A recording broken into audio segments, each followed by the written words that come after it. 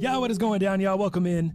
The most underrated podcast you already know. Hell yeah! Broadcasting from Most Underrated Studios. I am your man, Thomas the Franchise. The homie Dal Palantonio chilling across from me. You may struggle with the background music on this one a little bit, but this is your girl, though. The background music is your girl.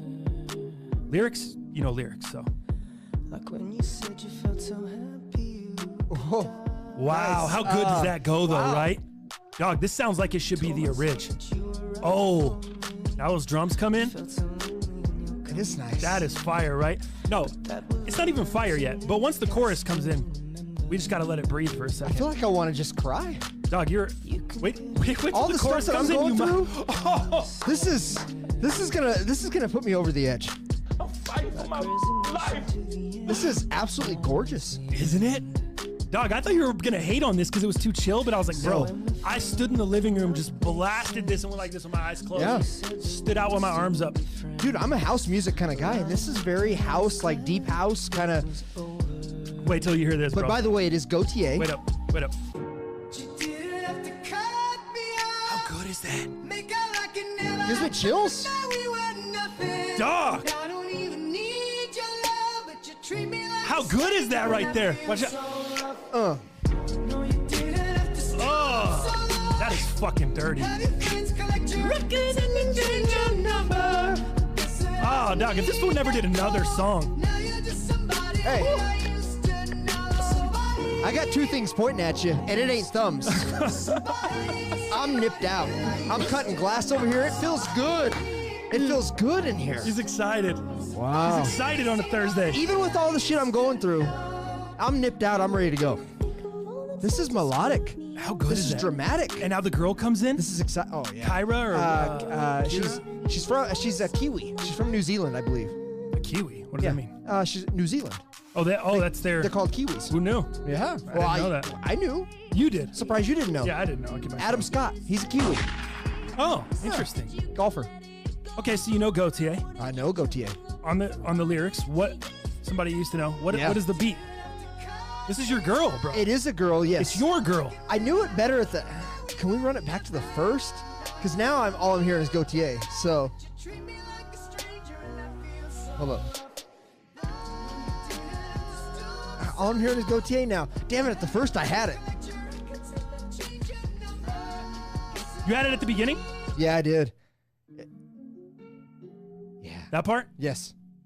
Hold on. I don't know if you had it, bro. Oh, I had it. Welcome into everybody in the chat while Dal's working this one out. We just did a quick restart for you, no big deal. Shout out to everybody that's in the chat coming in, rocking with us. My man Dalton Ward, it's cast day, baby. Wake the fuck up. It's game day, baby. Wake the fuck up. There you go. Damn it, I hate when my doctor is giving me a shot for pain and he punctures my lung pregame. AP. Wild No shit. doubt. Let's talk about that. Huge shock. Let's talk about that. Nothing still? It's your girl, bro. I know it is my girl. I can't get it. It's on the tip of my tongue, but I can't. You're gonna have to give it up to me, so we don't waste people's time. It's Halsey without me. It's your girl Halsey. Yeah. Without me. Do you remember how I'm trying to think. I can't even think how the original song goes. I was going to try to sing it to you, but now I can only hear Gautier on that chorus too. God damn. It's so gripping. Damn, dude. Yeah, I can't. It's going to get me. It's going to get me. But anyway, yeah. Halsey and Gautier. It's hard without. Yo, TTF. My man Armando Silva, $4.99 in the super chat. Oh wow. Yo, TTF, what happened to the shoe spin? Most underrated shoe review move. We need it back. Armando, I'll bring the shoe spin back. I definitely, except maybe when we're wearing the white gloves, it might be a little difficult. But if we're not wearing the white gloves, let me bring the shoe spin. I think you should accept the challenge, white glove or not. Dude, that'll be hard to spin in the white glove. Here you go, though. There you go. Oh, And we got the heat today, bro. Bam. wow. The real Michigan Dunks. I don't know if the quality is going to show up on camera because we're locked in. It's a little early, Dal. Don't worry about it, bro. You got to mess up the cameras already. Did you already mess them up? Of course you did. There you go. I don't think the quality's really showing. But it doesn't matter. I'm excited to get the new pair. I didn't hit. Oh, funny. Well, now I really Look at have to that. show you the quality because Dal effed the camera just to make sure. We really could. God, what a shoe, man. Look at all that tumble on the midsection there. Yeah, that's great. It looks like a 70-year-old grandma. Those are great. Great. That's how great those are. Wonderful. It is the Michigan Dunks on feet today for me. Shoes are fire in the studio today. Dal's got the ASU Ultra Boost on today, and those actually looking really good on feet too. Butter. What do you think sizing wise? Definitely go up half size. Up a half? So currently, you know what? I'll just show it, man. We're transparent here at the Most Underrated because we give a shit. Got it? I go a half size up. No insole. That's the key for me. Because without the insole, now I have a little bit more room. Is that a 10.5 for you or an 11? This is a 10.5 for me. Okay. True to size is 10. I go half up and I rock no insole. And these shits feel There you butter. There you go. You said on feet, you walked in this morning, you're like, the Velcro's not as bad. It's not as bad. Velcro doesn't really look as bad. I'm like, yeah, until it's fall, and then you're walking down the street, and all of a sudden you look down at your shoe when you stepped into the post office, and there's leaves stuck in the Velcro. And you're going to be annoyed as shit. That's a valid point. You're going to be like, oh, yeah, well, I guess the Velcro does matter. I guess these aren't so great. Guess All Velcro lives matter. I don't know. the thing I like Not about great. those, no, Dallas, please. The thing I like about those is the colorway. You know exactly what they are, though. You're not looking at them like, wait, what is that shoe? You're not confusing it. What school? With something else. I don't get it. Yeah, you're not. That's what I like about those. You see them right away. You know what's going on. There's no other Ultra Boost close to that colorway. I've been wearing a lot of Ultra Boost lately. Remember last cast I did the Nice Kick Woodstock joints? Oh yeah, that's I've been right. wearing a lot of Boost, and That's I think right. the time before that, I think I was wearing the wannabe Chinese New Year Ultra Boost, the new iteration of the Chinese New Year's without the Chinese New Year logo. Remember the navy with a little bit of red Oh yeah. that were retroed. Yep. The non-Chinese New Year's. Yeah. So yeah, Ultra Boost a lot for me. Anyone else always missed the intro because of ads? Danny B, you got to get on that premium guy. Just pay the extra.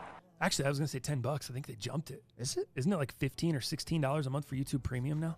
Oh damn, I thought it was $5. What the hell do I know? No, hell no. Yeah, no, it's 15, 16, and creators like we get no break, No no love. discount. Just providing these fools with all this content, and they just give you a shitty wage for it. Not even a wage.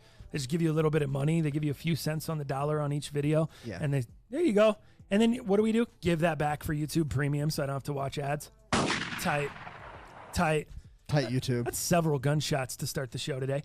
Thank you guys for joining us, man. Follow on social media if you're not already, at OMG It's TTF, at Dal Palantonio, at Most Underrated Podcast on Instagram, and at MUPcast on Twitter.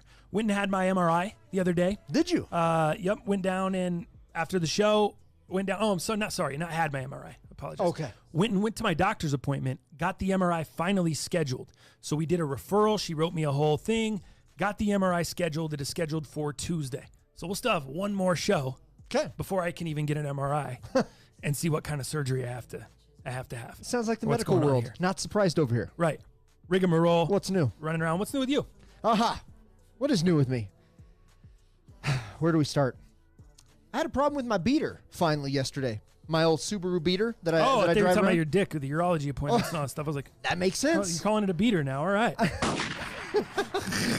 I got to be specific here at the Most Underrated, man. You're right, man. All right. You see, you have a problem with the whip. My broken beater dick. Yeah, no doubt. So problem with the whip, man, the 06 Subaru Forester. It has been great so far, man. I bought that used, got a pretty good deal, bought it from a mechanic, supposedly. You know, some of these guys can fool you a little bit, but I believed him. He had an official business card. He was definitely a mechanic. So that being said, it's been great so far, man. Not a lot of issues and shit. We're at 196,000 miles now. I bought it at 193. So I've already put 3,000 miles on it. Wow. Driven the shit out of that bitch. You know what I mean? 96, huh? Yeah, 196er. What's wrong with it? So last night, I'm watching Muzzy and Nikea's dogs, right? They went on, it was actually, they were supposed to get married, right, on the 23rd. If you're unfamiliar, Muzzy's one of Dallas's best friends. One of my besties. And he bought Dallas's house. Dallas owned a house that him and Dal lived in together for a while when they were roommates. My bachelor Dal pad. moved out. He bought the house from Dallas, so that's who Muzzy is. Muzzy and his lady. All right, so continue. Yeah. So a lot you're of watching their dogs. Yeah, a lot of memories at this house. But so I go over there. Oh, is it sad? Oh, holy shit! Let me get into this. So, we really were crying. I just thought you were joking. Gautier hit the spot. I'll tell you. Maybe it was Halsey in the background. You know, thinking about her gloriousness. But let's talk about this here. So I get off work. I'm working Murphy Creek, and I have to head immediately to Muzzy's house. Right? Dogs got to eat. They got a certain feeding time. I got to get there. So I'm kind of hauling ass or whatever. It's about 7:45 in the evening. So the dogs usually eat between 6 and 7. So I get in there to feed the dogs.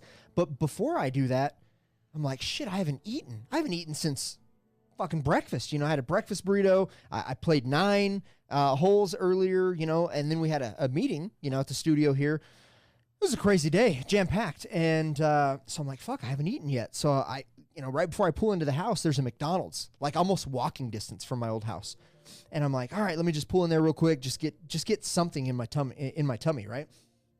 So I get there, all of a sudden, dude, I see smoke coming outside of my engine. I'm like, holy shit, I'm in the line. When you pulled up to the I'm in the grid? line at the drive-thru, okay. and I got smoke coming out my hood. Shit. And I'm like, what the fuck? I'm like, my temperature is good in the car. Everything looks good. I'm like, what the hell could be going on? I'm not even moving. So, skirt. I get outside the drive-thru. I try to make my way out of there because I'm not going to sit in the drive-thru with smoke coming out, of my engine bay. And I pull over to the side. I pop my hood as quick as I can, and I look in there, and I'm like, holy shit. What do I see? Antifreeze coolant everywhere on top of my engine bay. Everywhere.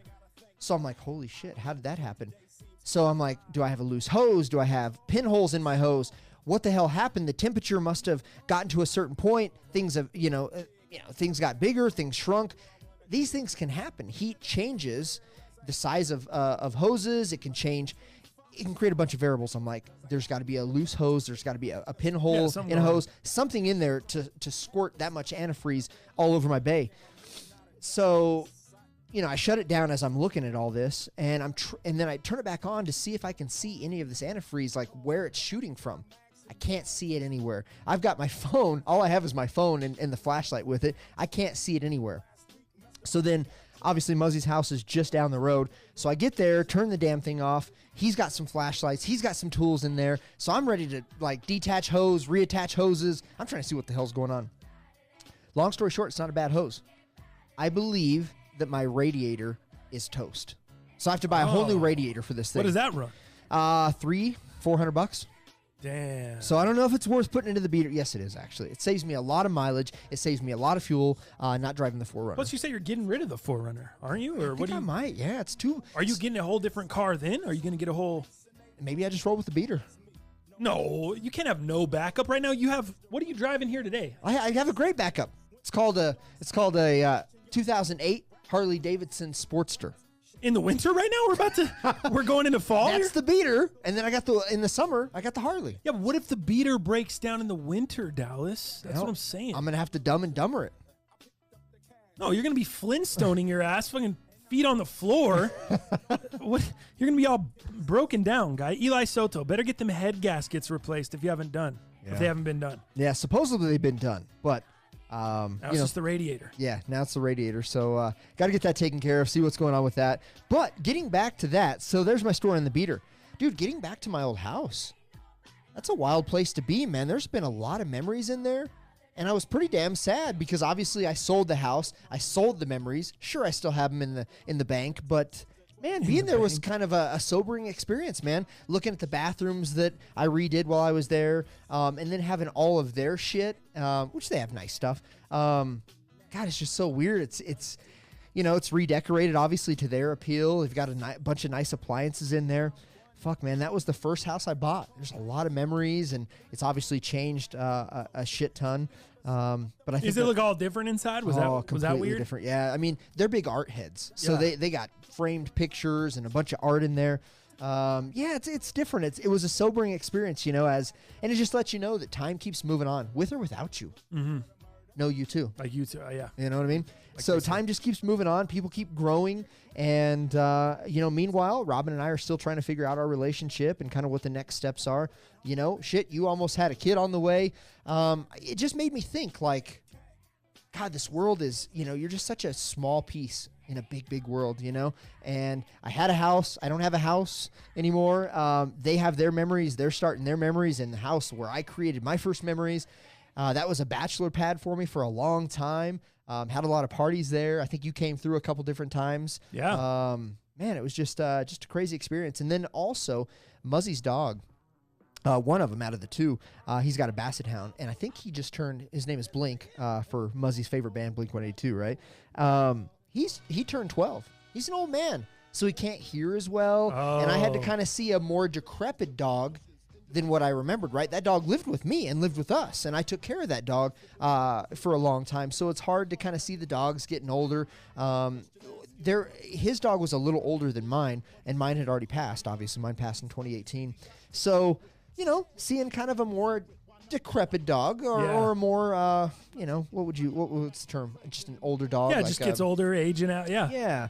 And It's different from what you're used to. Yeah, so that was hard to see, and I don't know, it was a rough night last night. I gotta be honest with you. Had a hard conversation with Robin. I think we have some answers, and we'll get into that as time goes on the cast here. So counseling and stuff? Yeah, as I know a little bit more. But yeah, we had a pretty hard conversation as well yesterday. So a lot of dramatics in my life here lately, and a lot of just kind of mental anguish. Is that the right word? Mental, anguish, stress. Yeah, moving on. Just kind of keeping it moving though as best we can. Crazy, dude. Yeah, man. Sorry to be somber. No, it's okay. I'm sorry to bring in the Gautier and spark up all the bad memories. I'm just over here waiting for this MRI, so then I'll be sad. I'll be laid up, not able to move, or I just want to figure out what's going on. Yeah, have some answers. Yeah, I'm just in a hanging space with the MRI. Now that my lady's healing up, everything's good. She's back to work. Things are moving forward there. Still battling some stuff here and there. She'll get sore if she starts doing a little too much. Sure. Get a little bit sore.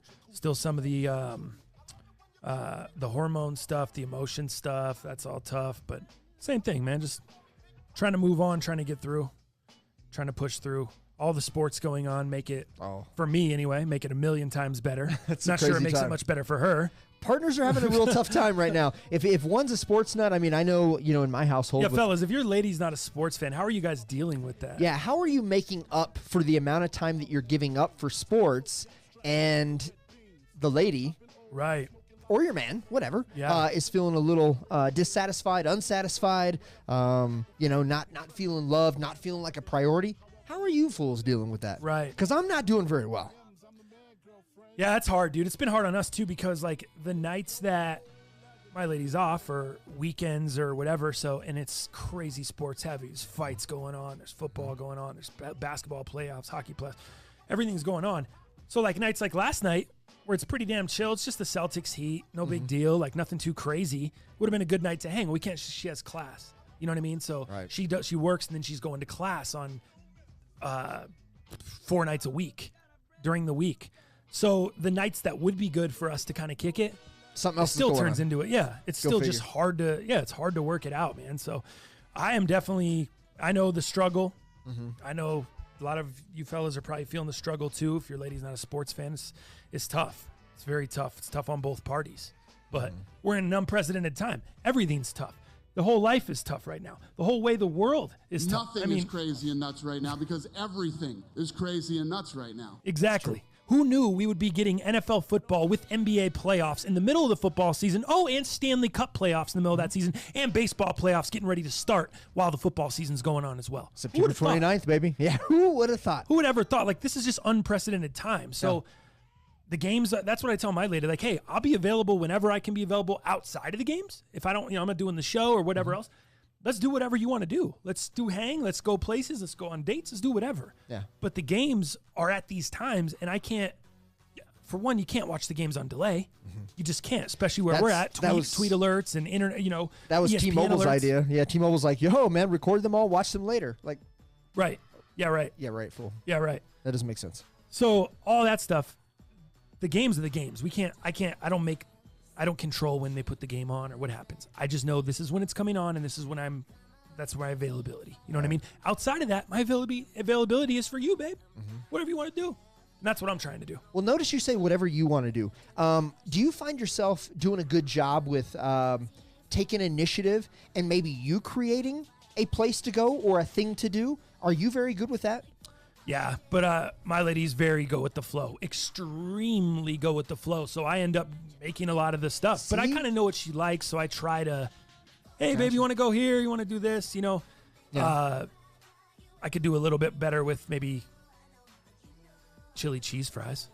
It's like her favorite thing ever. Love And chili I cheese never fries. like just random. I'm never like, hey, let's go get chili cheese fries. So I probably could do better at that. But See, the problem, Robin, overall, I try. the problem Robin and I are having right now is she's wanting me to put a lot more initiative in planning things for us, right? Whether it's a date, whether it's something to do, because I think she's planned a lot of like virtually everything, right? Yeah. For a certain amount of time. And, you know, she's tired of it, right? And she wants to be like taken care of. She wants to have somebody, you know, fill out the details. I'm not a big detail guy, and I'm going to go with the flow. I'm just like Mia. I'm here. Hey, whatever you want to do, I'll go with you. You want me to go to the barn? I'll go to the barn with you. Whatever. And that's not good enough for Robin right now. And it might be a time, or it might be something she's going through, or maybe because that's the way it's been for so long. And I'm having a real hard time checking in with that because there's 30 other things that I'm working on with our counseling, right? Getting better at communication, getting better at listening, getting better at understanding, being more empathetic, sympathetic to the person who says, hey, I'm not getting this, or hey, I'm feeling a little weird, or hey, and it might blindside me, but instead of being like, what do you mean? What are you talking about? It's like, Doug, okay, well, tell me about it. So it's like I can work on 5 things, but the other 12 things that are very, very important to this person, I'm failing on. Yeah. So it's like, I mean, does that mean I should or shouldn't be with somebody that needs that? Are they getting the short end of the stick? Am I? Are we being unfair to each other? And I think that's some of the things Robin and I are dealing with right now, and it's really tough, dude. It's extremely tough. Isn't it interesting, though, how as guys, we're expected to, all right, so you go watch sports, right? That's something you love to do, right? Oh, dude, that's all I do. It's you love it. But now you're being punished for watching sports because you watch sports, and that takes away from her, apparently. You're now required to go plan this thing, do all this extra stuff, do all this stuff, right? But it's not the same on the other foot. She really loves yoga, right? Something she really loves. You have no interest in. You don't care. She can go do yoga. She can go do yoga every night if she wants to. Teach it, do it as much as she wants, whatever. And she doesn't have to come back to you and plan a big thing and say, Dallas. Or you're not in her like, well, what's up? You went and did yoga for 4 or 5 hours. Oh, my bad. Last night. What's the deal? Why don't, she doesn't have to go plan to take you to a Rockies game and make up for the time she spent enjoying herself. So I just don't, I'm trying to find, as guys, it's interesting. Like, why is it like that? Why do we have to feel bad and be almost punished for liking sports because it's sports? Right. You know what I mean? Like, I think, to play the other side, I think you're absolutely right. But I think to try to play the other side, I think what it comes down to is, what, and Robin or whoever views this as priority. It's like, well, in this TTF tiptoeing a fine line for Dow right now. Yeah. In this case, I think, Robin's argument, and I think this is a very justified argument, or she's very just within this argument, is like, well, hey, maybe I get it. Sports on every night. It's like, God damn, every night we have sports. Like, if I tried to plan something for you or you tried to plan something for us, there's always sports. Like, just trying to plan to watch The Social Dilemma, right? Yeah. We still haven't watched the whole thing. We still only watched half, right? Okay. Now, that's because I'm now taking care of dogs. I've got other things Doing that other so it just keeps piling on, just like you said. But I think where Robin is probably just within this and any other partner would be like, well, sports are good, and I'm with it. I don't like them. I don't care about them. But your priority, what is your priority? If sports are always the priority, what about us? What about me? And I would say that, maybe I could balance that better. I think there's an opportunity for me to balance the priorities and make Robin, in this case, feel like more of a priority. And I think that's probably a missed opportunity for me. We get so busy and things keep coming up. And Well, especially right now, it's just hard because, like we talked about, Yeah. sports are coming so rapidly. For sure. Everything's coming at you so fast every day, every other day, every week. You know, you look at the weekly sports counters, like, holy shit, the amount of games that were going on in this week, Right. that was a month worth of games before. Or that stuff would happen over the course of a month or 2 months. I know. This is insane. This is a week or 2 weeks worth of content. And we're going through a pandemic, and we can't go to normal places. And I think that's what really deflates my my balloon a little bit is like, you know, going to a concert, getting concert tickets, getting restaurants. Like, dude, I'm in the public for 7 to 8 hours a week, you know, or a day, and then multiple days during the week. And then I have you, and then Robin's never out in the public. And I did speak to her about this, and I said, I get that you want to get out. I get that you would like me to plan something, but when I get out of work and when I get out of the public, like, I kind of want to be home and be safe. Yeah, the last thing I want to do is deal with the public. Like, I don't win. It's not even that. That's part of it, but that's also like, part of it's like, fuck, man, I've been around people all day. I've been exposed to a possible coronavirus or two out there, you know? And like, fuck, when I can be home, I'd like to be home. But she's the opposite because she works from home. So she's just trying to like, I think that amplifies it a little bit too. She's like, well, you know, in her head, she's probably thinking, well, Dallas, you know, you've been around the public. You've been stimulated. You have, you know, you're getting out there and I'm here. And when are we going to do something? And why haven't you planned something? And what about us? And Yeah. I think that is just. I really, really do. And I told her that, and you know, it didn't fall on deaf ears. But I mean, here's the other thing: if somebody, in this case your partner, feels a certain way, you can't tell them they're wrong. No, they feel that way. Yeah. And is it right or is it wrong? I mean, well, you're not the judge, you're not the juror, you're not the executioner. Mm-hmm. In this point, you just got to shut up and say, I'm sorry. I'm sorry that I missed that. I'm sorry I didn't see that. I'm sorry that I didn't understand that. I'll try to get better next time. But again, and I hate because when you're talking to your partner, the last thing you or your partner wants to hear is but. Mm-hmm. You know, I get where you're coming from. I understand. I hear you. But it's like you just didn't listen to anything I said. Right. You just You just don't want to fucking get your care. point across. You don't right. fucking want to care, right? So I think it's tough, man. And you know, I'm working on, you know, what feels like 40 things, and then I have to prioritize what 40 things that I work on and that are most important, in my opinion, to our relationship. And communication is, I think, the biggest. And so I'm putting all my eggs in one basket on that. And then my initiative that she's asked for and this planning stuff that she's asked for, I'm falling short. And that really makes her feel like not a priority. And I think that's correct. I do. I mean, I can see that. I can see how she feels. And it's a struggle. We're struggling. I'm struggling. There's a pandemic. There's a lot of things going on. I don't have a career. I'm thinking about getting a big boy job because we're not surviving doing this. Right. You know what I mean? We're not. And then you throw that tailspin in there. We've got dogs. I'm taking care of dogs. These things are going to continue to happen. Our parents are going to get sick one day. People are going to pass. Life just keeps pushing on. And it's a really tough time. And I just hope that Robin and I don't make any rash decisions. I hope that, you know, that we have an understanding, and I hope that we, you know, just make the best decisions for each other. That's where we're at, you know? Yeah. It's tough, man. It's very tough. A lot of stuff going on in the chat here. Joey Magana, been married for 14 years, been together for 18. You're never going to be completely on the same page, but at the same time, if you cannot compromise here and there, your relationship will fail. I think we've talked about that a lot, just different compromises, the ability. And that's why I'm willing to, like, hey, I think we should, for me, like the sports stuff, her and I, she knows, hey, this is what it is. The games are on these times, whatever. But I'm willing to take you wherever, do whatever, go wherever, pick up for whatever, plan whatever. Outside of that, all about you, whatever you want to do. You know what I mean? And I think she knows that. She knows I'm willing to drop my stuff. There's been times where I just drop everything. There's been times where we got to go to the store, whatever. Boom, I'm just like, all right, I'm going to catch the game on the phone. I'm going to have to do what I can. It's not like I'm steadfast in the chair, like I'm not leaving this chair. You know, certain times you have to compromise and make it all work out, you know? I couldn't agree more with that. We've talked a lot about compromise. Totally. Jacked and Juicy sequence. Finding the balance is key for a relationship. Mm-hmm. Adam Rodriguez, at Joey Magana. Absolutely agree. Compromises are key. Reason why I'm divorced. Both didn't want to compromise. And that's okay too. Yeah. Like, you may have people, just like Dallas said, where it's like, hey, if somebody feels the way they feel, You can't tell them they're wrong for feeling that way. You can maybe try to get your point across in a different manner. You can try to explain to them why things came out the way they came out or whatever. And ultimately, it may make them feel better, or it may make them see how you see it. It may make them not. And if they don't, and they're just feeling this way, that's how they're going to feel.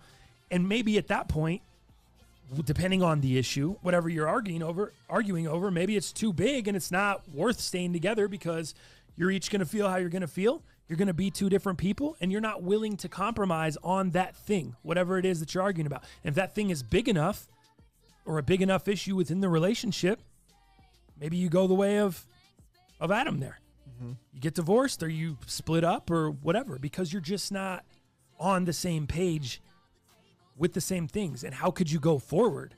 Like, why would you want to try to go forward? Just because it's comfortable? Just because you have dogs together? Or just because you have a house, or you got loans together, or whatever, just or you their got family loves you, or whatever. Right. Just because you got stuff, that should never be an excuse to just continue to stay together. Right. And that's something that I've learned throughout relationships. I've been in relationships that I knew should have ended a year or two before they did. Knew. And I went on another year for just pushing forward. You know what I mean? Like, for what? Just knowing mentally, like, this is not going to work, you know? And yeah, I think constantly checking in. I check in with my lady all the time. Like, hey, babe, the sports is getting too crazy. I kind of check in with her to see where she's at, see how she's feeling about things, see what's going through her mental. Because the last thing I want is to be 8 years, 9 years down the road. And then she's like, I can't take this anymore. And then I'm like, well, what do you mean? Like, yeah, I knew you kind of got on your nerves here and there, but I didn't know it was like to the point where I can't take this anymore. And why do we do all this? Why do we get this house? Why do we get this stuff? Why do we get this whatever? That's how I'd be looking at it, and that's the frustration with people. But that still doesn't mean stay together. Still doesn't mean just keep toughing it out, you know? That's true. You're not on the same page. But I would hope, and that's why I'm trying to do check-ins. I'm doing a little knock every little so often. Hey, is everything still cool? Are you still feeling okay about this? I know this is kind of aggravating. Is this all right? And I'm seeing what the level of frustration is, or I'm gauging because, yeah, I don't want to get to that point. Right. And we're not new by any means, but 3 years down the road, we're 3 years down the road. It's not a short amount of time either. It's not 8 or 9 years, but that's what I'm trying to avoid. Getting to that point, and it's like, all right, this is just too much. Right. Because there are a lot of other good things that we have. Well, and people are always evolving and changing out there as well. I mean, and that's something you can't control. Like, again, to go back to, Robin and I, like, who I was back then, I'm quite different now. I'm not as energetic. I'm not the life of the party. Like, you and I, dog, back in the day, it was all about entrances. We made an entrance, and the shit didn't get cracking until we were there. Just cutting it up, yeah. You know what I mean? And I'm not like that now. I'm not aggressive. I'm not a crazy ass. I'm not throwing bachelor parties at the crib anymore. You know what I mean?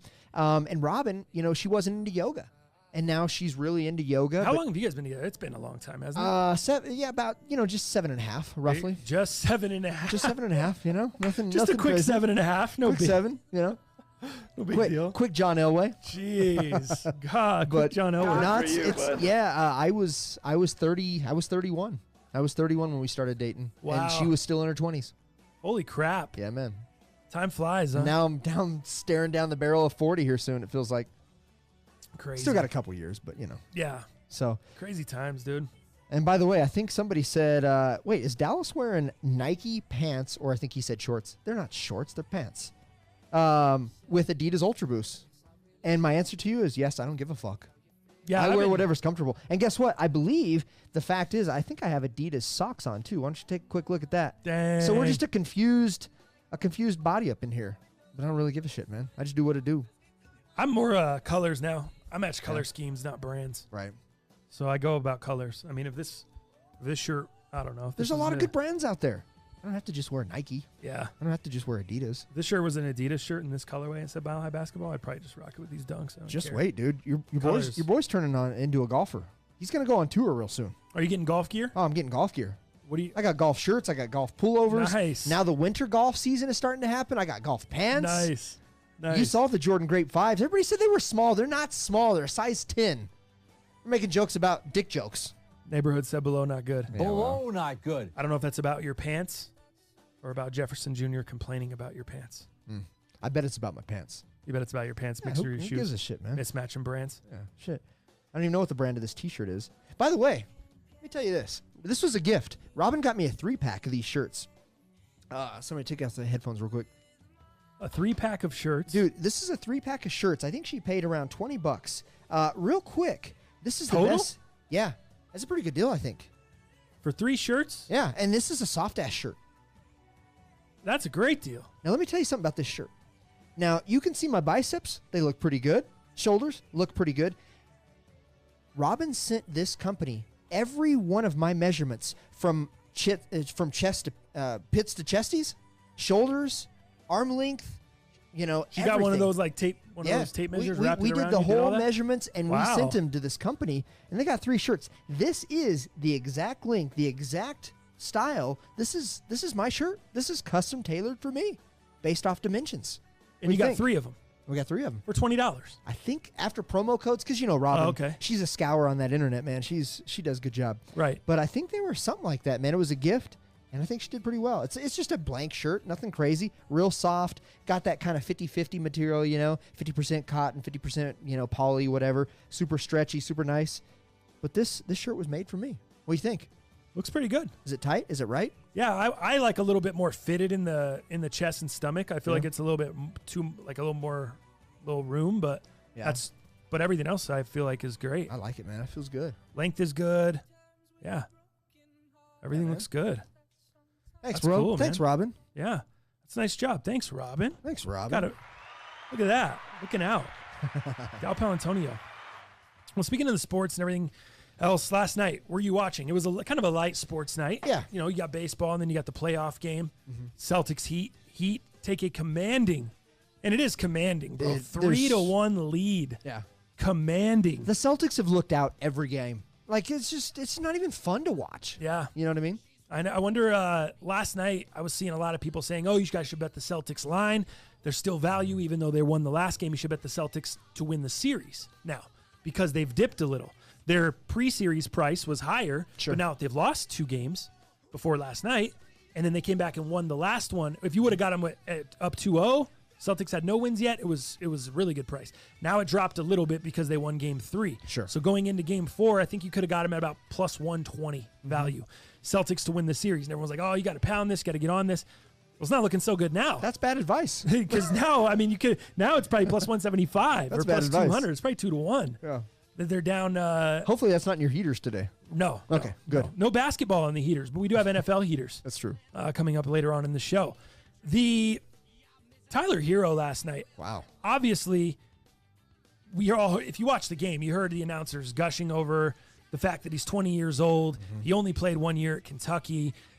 He looks so confident on the court, and that's why his teammates trust him.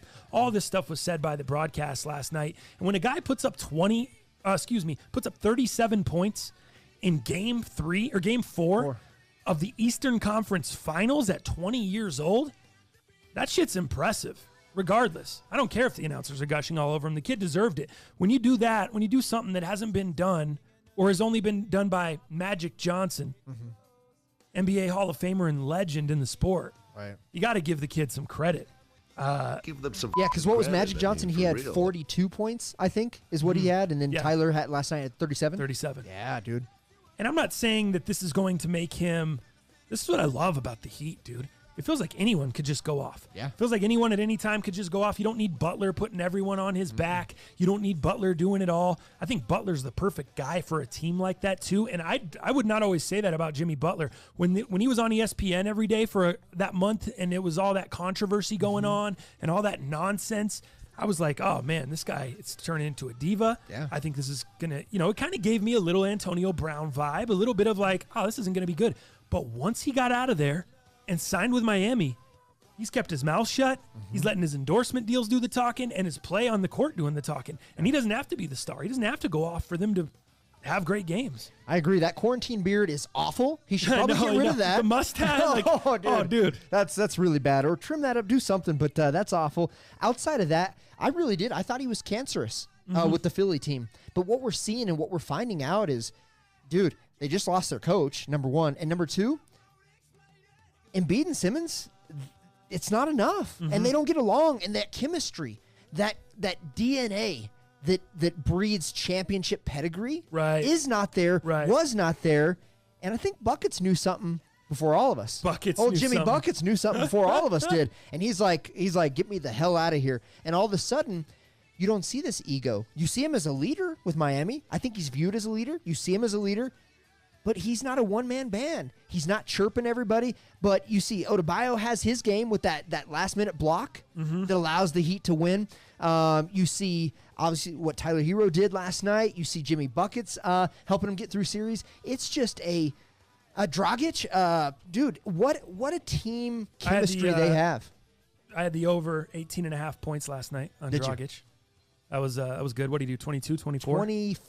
24. I think is 24, what something he like did. that. Yeah. So that was It's nice. a great bet. Yeah, it was great. Cashed on that one. Mm-hmm. I've been doing a lot of player props, and I'm gonna throw out some player props for the Nuggets Laker game tonight, so we can jump into that one at any time. But I have some player props I'm gonna give you guys for that one because I've been playing a lot of player props. I'm gonna pass them on to you guys. I've been having success, so I'm gonna give you what I'm playing tonight. Yeah. On that one. What would you think about a Nuggets Heat final? What would you think about that? The NBA would hate it. I know, absolutely. Two young studs, two teams that were counted out. Absolutely were not supposed to be in there and get as far as they already have. Considering, wow, just to think about that. Do you think these series go, or these playoffs go the same way? Do we still see these four teams in the Western and Eastern Conference Finals? If everything's normal, there's no virus, we're going city to city, normal playoffs? No. You don't think so? I think the I crowd. think this is a result of that. Yeah, I think we're seeing a lot of that with the NFL having no crowds. Minnesota Vikings, which I'll maybe talk about in the heaters later on, so maybe a little teaser. That team is absolutely a dominant team when at home. And now, dude, they're 0-2 already to start the season. Just for example, I think the crowd and the energy makes a big difference. I don't know that Denver would have got past Utah had we made a couple trips to Utah. Had to go there. Utah is they're a tough crazy. ass place Yeah, to those play, dude. crazy But ass so is Denver. people. You got the elevation, you got the altitude. It is really tough to play. And both of those, Utah and for the same reasons. I think the crowd. I feel like Denver is changing a little bit. And what I mean by that is I feel like you're seeing more and more transplants come here as it's gotten more and more crowded. And even in these big-time playoff games, I think you're seeing more and more people acquire tickets that are not real fans and sell off tickets to opposing teams, fans, or whoever. I don't think you see that in Utah. I think it's a fucking whiteout over there. They're putting shirts on the chairs. It's a whiteout, and the Nuggets are going into an insane, hostile environment. Very. I don't think you're getting that in Denver. I think it'll be loud, and you'll have the majority of the fans, 75, 80% of Pepsi Center is Nuggets fans. But it's not going to be like Utah. It wouldn't be like Utah. And that's just the altitude. You'll struggle with the altitude, and they may have to deal with that a little bit.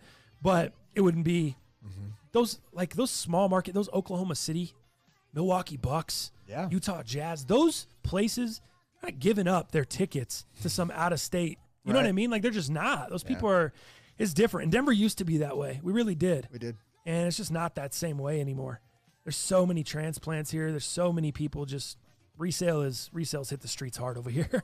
SeatGeek has hit the streets hard over here. Yeah. In Colorado, it's not like it used to be. I would argue home crowds are probably more intense and more necessary in basketball than any other sport I can think of. You don't think football? I think football's a big one. I do, but I would trump that with basketball. NBA Think it's basketball. more? I think it's more.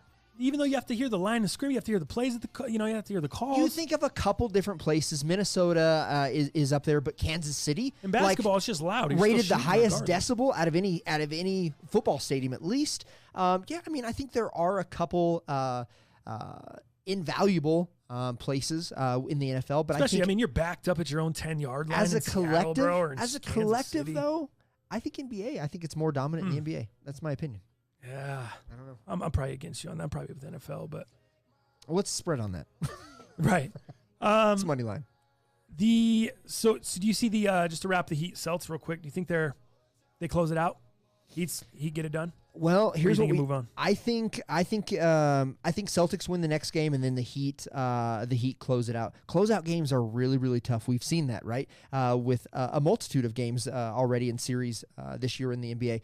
Closeout games are tough, and the first closeout game or the first opportunity to close out a game is very, very tough. I think the Celtics make the right adjustments. I think they win Game 5. Is it Game 5?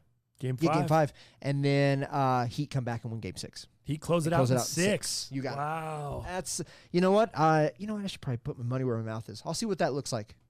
Heat closing out 6. And maybe throw it down, huh? Yeah, throw it down on that. That's what I believe to happen, and I think that's pretty realistic. Look at Dow trying to get nice. Yeah, man. Nuggets coming back, winning Game 3. Wow. You said you felt really good. I did. You said you made some money. I made you said 6 you felt, bets. Yeah, you said you were like, I just felt knew great. it. Thanks for calling me. I didn't know you felt that good. Dog, and it wasn't heart this time. It was really weird, right? You can bet on your heart. You know it's the home team. None of that fucking mattered to me. I just knew the Nuggets were going to win. And I didn't know by how much. I didn't know any of that shit. But man, it was a feeling, and I'm not a big gambler. And I'll almost say I'm kind of a new gambler and at least spending money. I've done research and I know kind of what's going on, but new into the game because I just never am really good at it because I question myself so many times right before I'm putting my money down. But if I'm helping somebody else put their money down, I seem to do all right. It's just my fucking money that sucks.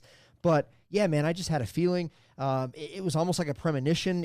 I just knew they were going to win. I had no question. Do you have the same feelings going into tonight's game? Haven't thought about it because I've been dealing with a lot of home stuff. Okay. So haven't really had time. I like the honesty there, Dow. That's good. I got to be honest with you, man. My head's not in the right spot. I will tell you. I did a lot of research on my heaters. I feel really good about my heaters. But, dude, there's just so much going on that, until this morning when I woke up, I'm like, holy shit. It's game day, baby. Wake the fuck up. It's game day, baby. Wake the fuck up. And I haven't really thought about it yet. So, yeah. Nuggets are they've dropped to plus 205. I saw them this morning, or maybe it was last night, 225? at plus 225. I did see They're all that. the way down to plus 205. So a lot of people betting the Nuggets here. That's scary, right? Driving the line down. Lakers, minus 250. So you got to put up 250 just to win 100 on them. Nuggets are at your 2-1 underdog, plus 6 on the spread right now. 6 is the spread. Nuggets plus 6 tonight. Looks like a lot of people are jumping on the Nuggets that worries after me. that win. I feel like this was one of the worst things the Lakers could have done. I knew from the beginning. My aunt started texting me, and right after the first quarter, I was like, Nuggets are going to win. They're shooting the 3 too good tonight. The Lakers don't look like they're in it. They don't look like they care enough. They don't feel like they're motivated. AD doesn't feel like he was motivated. Rondo taking way too many shots for me. Whenever Rondo is taking a ton of shots, I anticipate the Lakers are going to lose. They didn't bring him in to start shooting the ball all kinds. Be the distributor. Be the facilitator. Be the guy that sets things up. That's Rondo's role. And if Rondo gets back to that role tonight, I think the Lakers get the dub. If he's out there slinging it all over, trying to make shots from everywhere, not good. If Davis is playing the way he did in Game 3, 2 rebounds. 2 rebounds. I got a stat for you. How about this, dude? Between, on the boards, you mentioned that, between Davis, McGee, Howard, and Markieff Morris, they combined for just 4 rebounds. There you go. In the loss. There you go. What the hell? Yeah. What do you expect? So, yeah, I mean, now here's what I think it's dangerous for the Lakers to go into this territory, because when you have a young team like the Nuggets, you had a chance to really step on their throat and go up 3-1 and make them feel like, all right, these fools are too much for us. Maybe it is our time. Put that in doubt.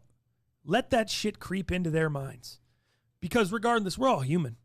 You get beat 3 times in a row by the champs and you give it everything you got in Game 2 to come back, or if you lose that game in Game 3, or lose that lead in Game 3 and they beat you there, and they go up 3-1, that doubt's got to creep in if you're the Nuggets. Sure. It's got to make you feel like, all right, maybe this is it. Maybe this is our time.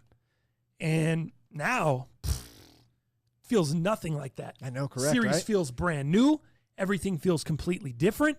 You got the Nuggets going to come out. Hopefully they come out and play the way they did in Game 3. They could come out and just shit the bed and go down 3-1 like they like to do. But we know this, right? The last 2 series we've been down.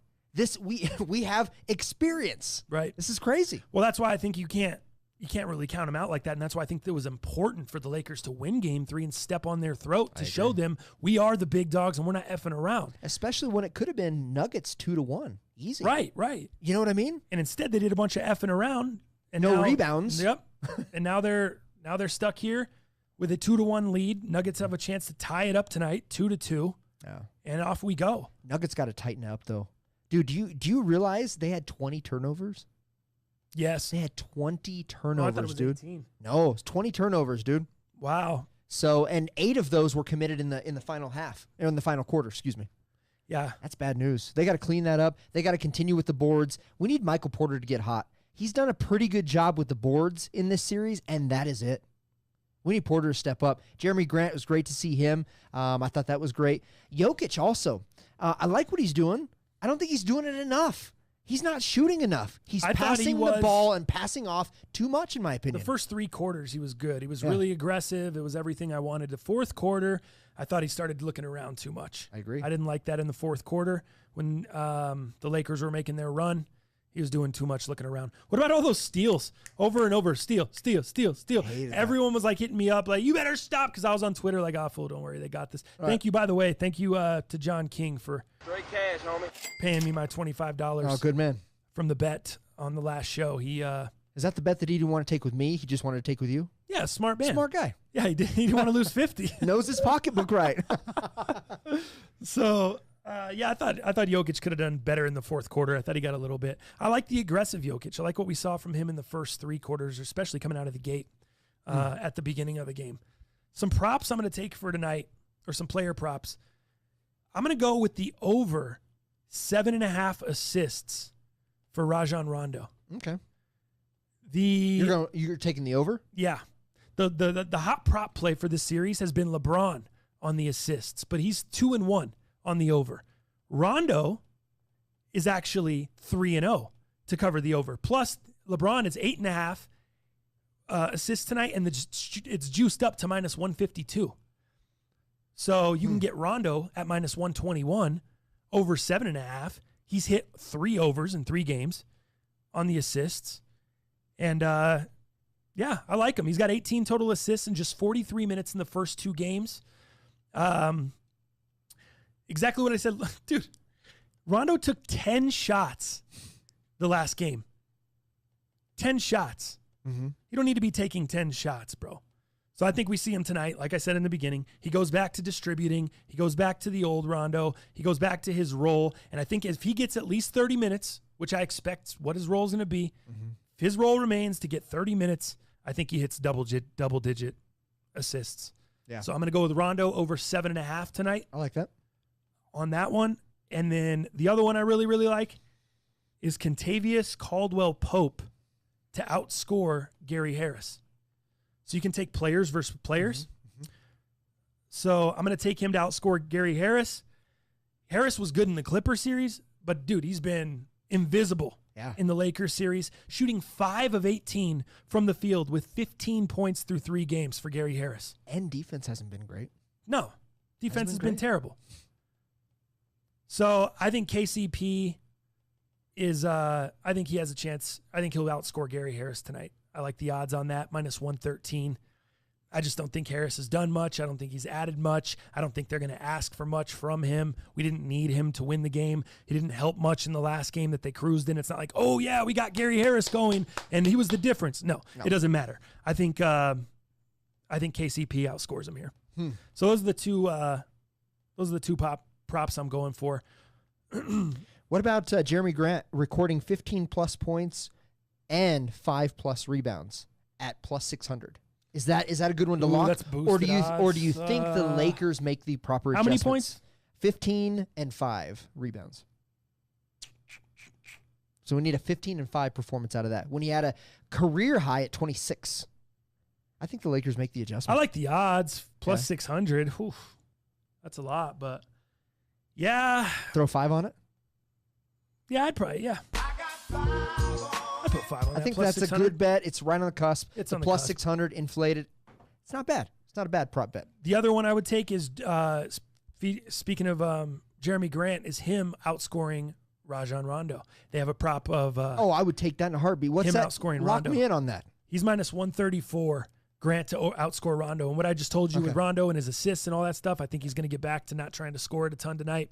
I think Rondo's got maybe 6 points, 8 points, and he's got a ton of assists, double digits there. So that's what I'm thinking. I'm going to take Grant over Rondo tonight, KCP over Harris, and over on Rondo's assists, over 7.5 assists.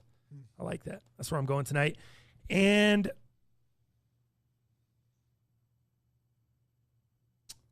think the Nuggets get a bounce back tonight.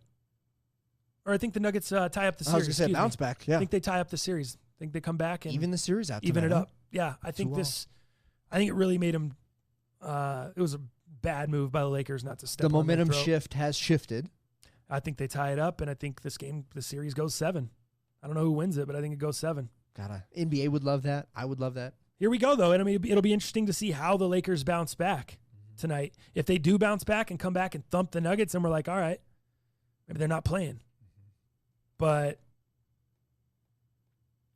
it's real interesting, man. It's just so hard to see what Nuggets you're getting. Are you getting the aggressive Joker and the Right. Nuggets that are shooting good the three ball well, or are you getting cold shooting from 3 and Joker being passive aggressive? If we're looking back at the last 2 series, we're at the number of games where it's the momentum has shifted to the Nuggets, and it's all Nuggets go. That's where you're at too. I that's what I hope. All right. Let's move on. Really quickly, tonight's Thursday. We're gonna do heaters in a little bit, but tonight's Thursday night football game. Mm-hmm. I just wanted to ask you about this really quickly because your boy, it's beard versus mustache tonight. I love it. Did you see that on social media? Uh-huh. Ryan Fitzpatrick and the Miami Dolphins taking on Gardner Minshew Minshew mania, and the baby. Jacksonville Jaguars. Minshew and the Jags favored by 3. -3 tonight. I like it. Are you going beard or mustache?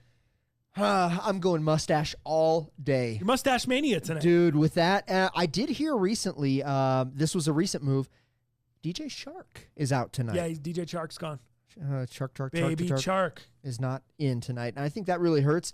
But, dude, with Minshew firing on all cylinders, you got James Robinson coming out of the back. I love what they're doing. And arguably Minshew, quarterback when it comes to QBR, when it comes to fantasy points, Minshew's doing just as good as about anybody out there. You think he's the future there? Did they finally find their guy? Remember it was Blake Bortles and all that stuff for a little bit. And Bortles was throwing for 4,000 yards in a season. He was throwing 35 TDs. Not bad. Right. Now we know he's signed to Denver. Now he's with the Broncos. But you think Minshew's the guy there? I think they love him. Okay. Duval.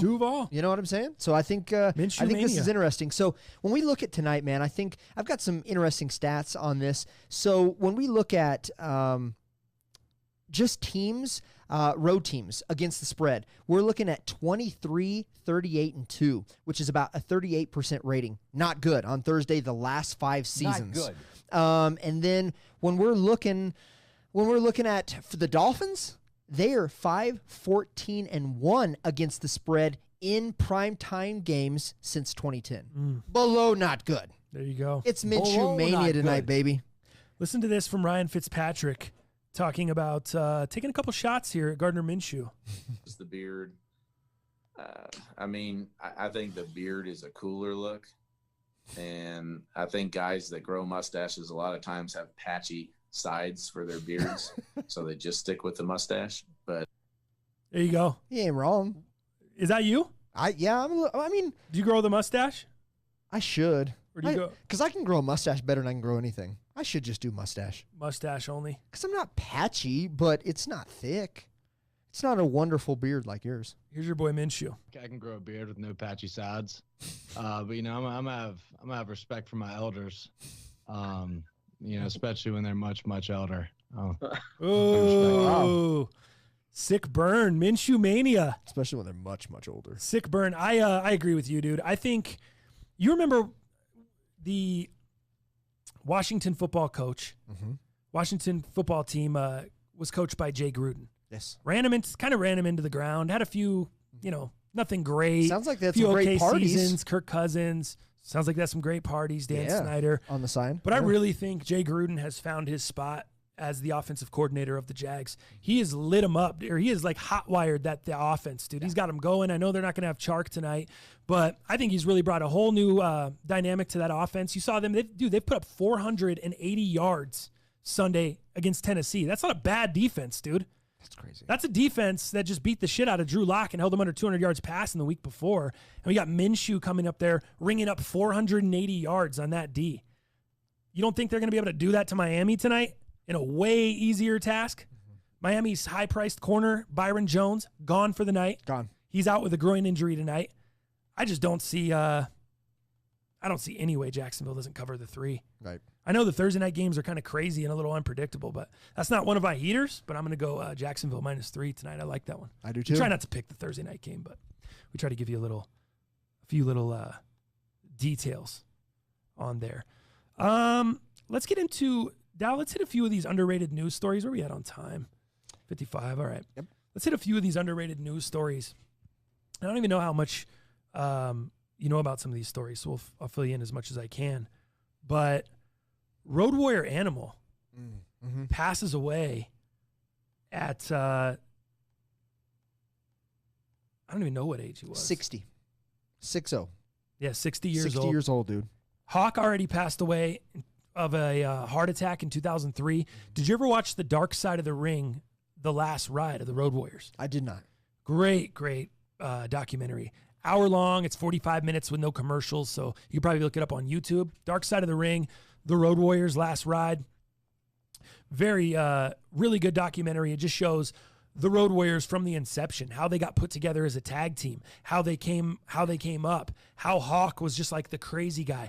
Animal, who is John Laurinaitis, the guy, or is it Joe Laurinaitis, the guy that just passed away. He was more of the family man. He was more of the calm, low-key guy. His son, James Laurinaitis, was actually an NFL linebacker, was drafted in 2009 by the Rams. He played at Ohio State, high-level college football. You see pictures of him and his son James on the sideline there. So he was a super family man, and Hawk kind of lived the fast life. Hawk was the guy that was doing the drugs and had substance abuse issues and stuff like that. Animal really didn't. So it's kind of, it's weird that he passed away so early. I guess that's wrestling, though. You know what I mean? Like the fast life. Yeah, these guys live such a fast life, and gosh, it's just very unfortunate. James Laurinaitis, his son, who I was just telling you about, NFL linebacker or former NFL linebacker, just came out with an Instagram post, and he said, "I don't have the right words to say. I'm absolutely crushed. I miss you already. I hate that I wasn't able to say goodbye. Say hello to Mom, Pop, and Hawk for me. Thank you for your love and support and many lessons you've taught me. I can't believe you're gone. I love you, Dad. The Lord is close to the brokenhearted and saves those who are crushed in spirit." Psalm 34:18. So it's a great post. Yeah, dude, just super sad, man. But these wrestling guys, they're crazy. Yeah. They're just crazy. The lifestyle is crazy, and maybe it's not what it was back in the day, like the 70s and 80s. Yeah. I mean, it was just a totally different thing. And when they talk about living the gimmick, he was living in that era. Your gimmick is what they give you, what you're going to be, right? That's your in-ring persona. It's called a gimmick in the wrestling business. These guys had to live the gimmick. They had to be the Road Warriors in airports, stepping out of the car, at the arena, at the grocery store, at the gas station. Like, you didn't have all the luxuries that you have today and the way you can travel and private security and all this other stuff. It was just a completely different thing. Plus, the money was different. Oh, totally. Money was way different. So you really had to live the gimmick on the road. And, yeah, another one gone, man. You just continue to see these old wrestlers pass away. Speaking of passing away, Gale Sayers. Yes. Another one gone. Did you see that one? I did. NFL legend Gale Sayers passes away, battle with dementia, age 77. I know he didn't play a ton. Dude only played 68 games in his career. Oh, wow. It's like 8 seasons, not a ton. But you got to assume and attribute the dementia to CTE. Totally. And the NFL and the hits and everything there, you know. Different time, not looking out for player safety the way they are now.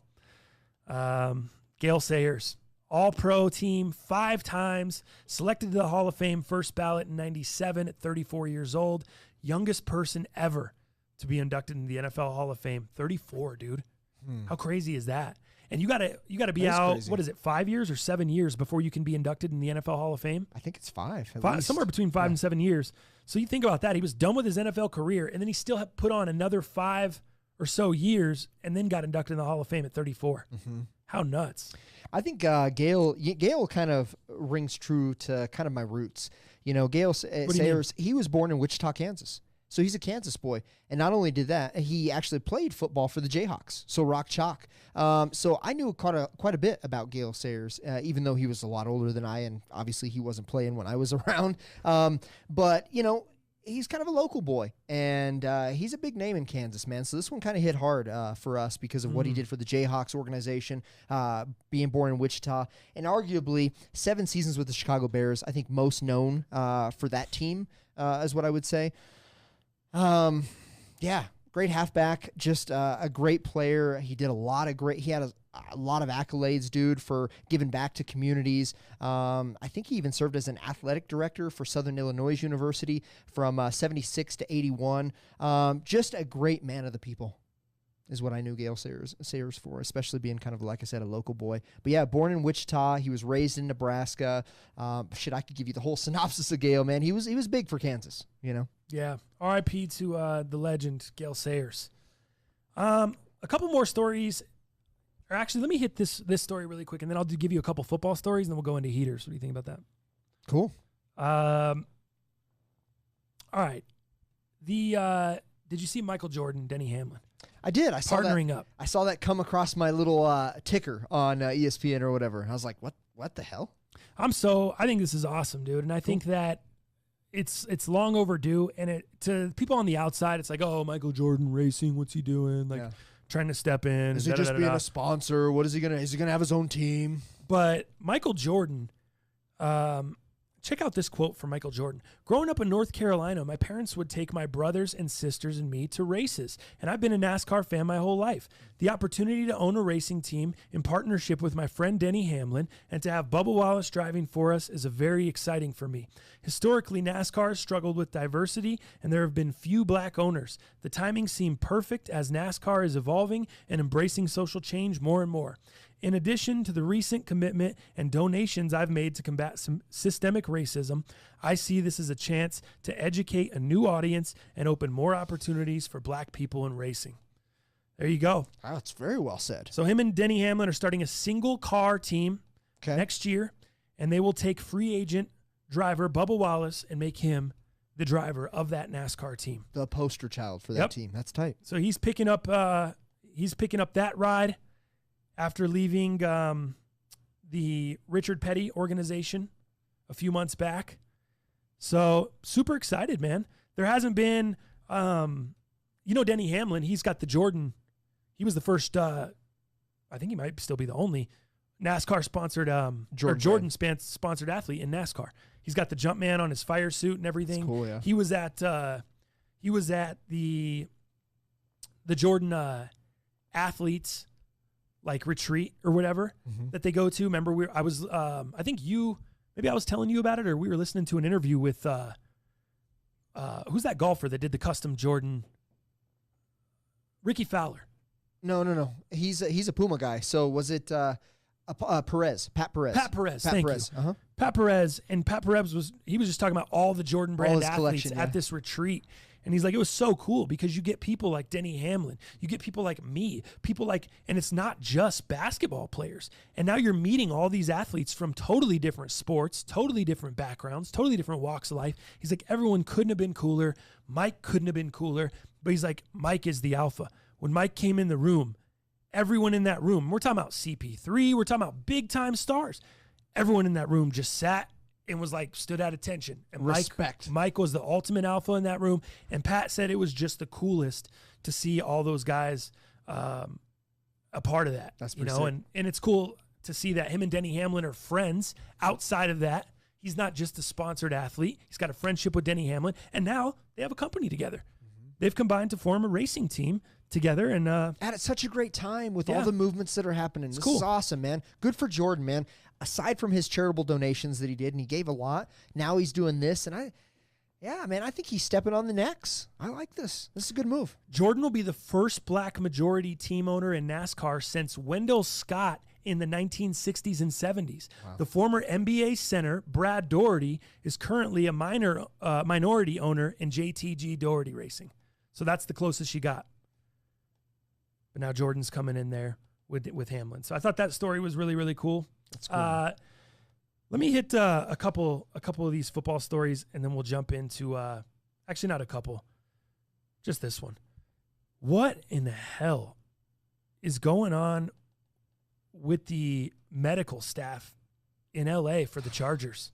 Jeez, nightmare. We talked about this on Monday. Tyrod Taylor unable to go right before the game. Right before the game, Justin Herbert gets notified, hey, you got to go in and be the starter for this game. We didn't know why. We said on Monday, how crazy is it? When have you ever heard of a quarterback having a chest injury right before the game and pregame, and not only having a chest injury, but having such a bad chest injury that he can't go in and take a snap, can't even start the game and see how he's going to react to it? Well, now we know why. Chargers quarterback Tyrod Taylor suffered a punctured lung while getting a pain-killing injection for cracked ribs before Sunday's game. Wow. Taylor was receiving treatment before the kickoff. The 31-year-old was taken to a nearby hospital to get checked out after he said he was having trouble breathing. Now ESPN's Adam Schefter is revealing Taylor's condition was caused by a team doctor who accidentally punctured the quarterback's lung while giving him the injection. So, dude, these guys, imagine having cracked ribs and, like, trying to play through that. Cracked ribs is hard enough. Yeah, you can't even Who sneeze. even knew he suffered cracked ribs in week 1? I didn't know he suffered cracked ribs against the Bengals. Yeah, I had no idea. You sneeze or fart, that could incapacitate Awful. you. Yep. Much less playing in the NFL. So now, let me revisit this conversation we had on Monday. Please do. I asked you, what do you think this does for Tyrod Taylor as far as his future there? Is he done? Does he ever start in LA again? Does he ever start again for the Chargers? Does this change your mind? No. You think Herbert starts and no more? No more. Tyrod wants the hell out of there.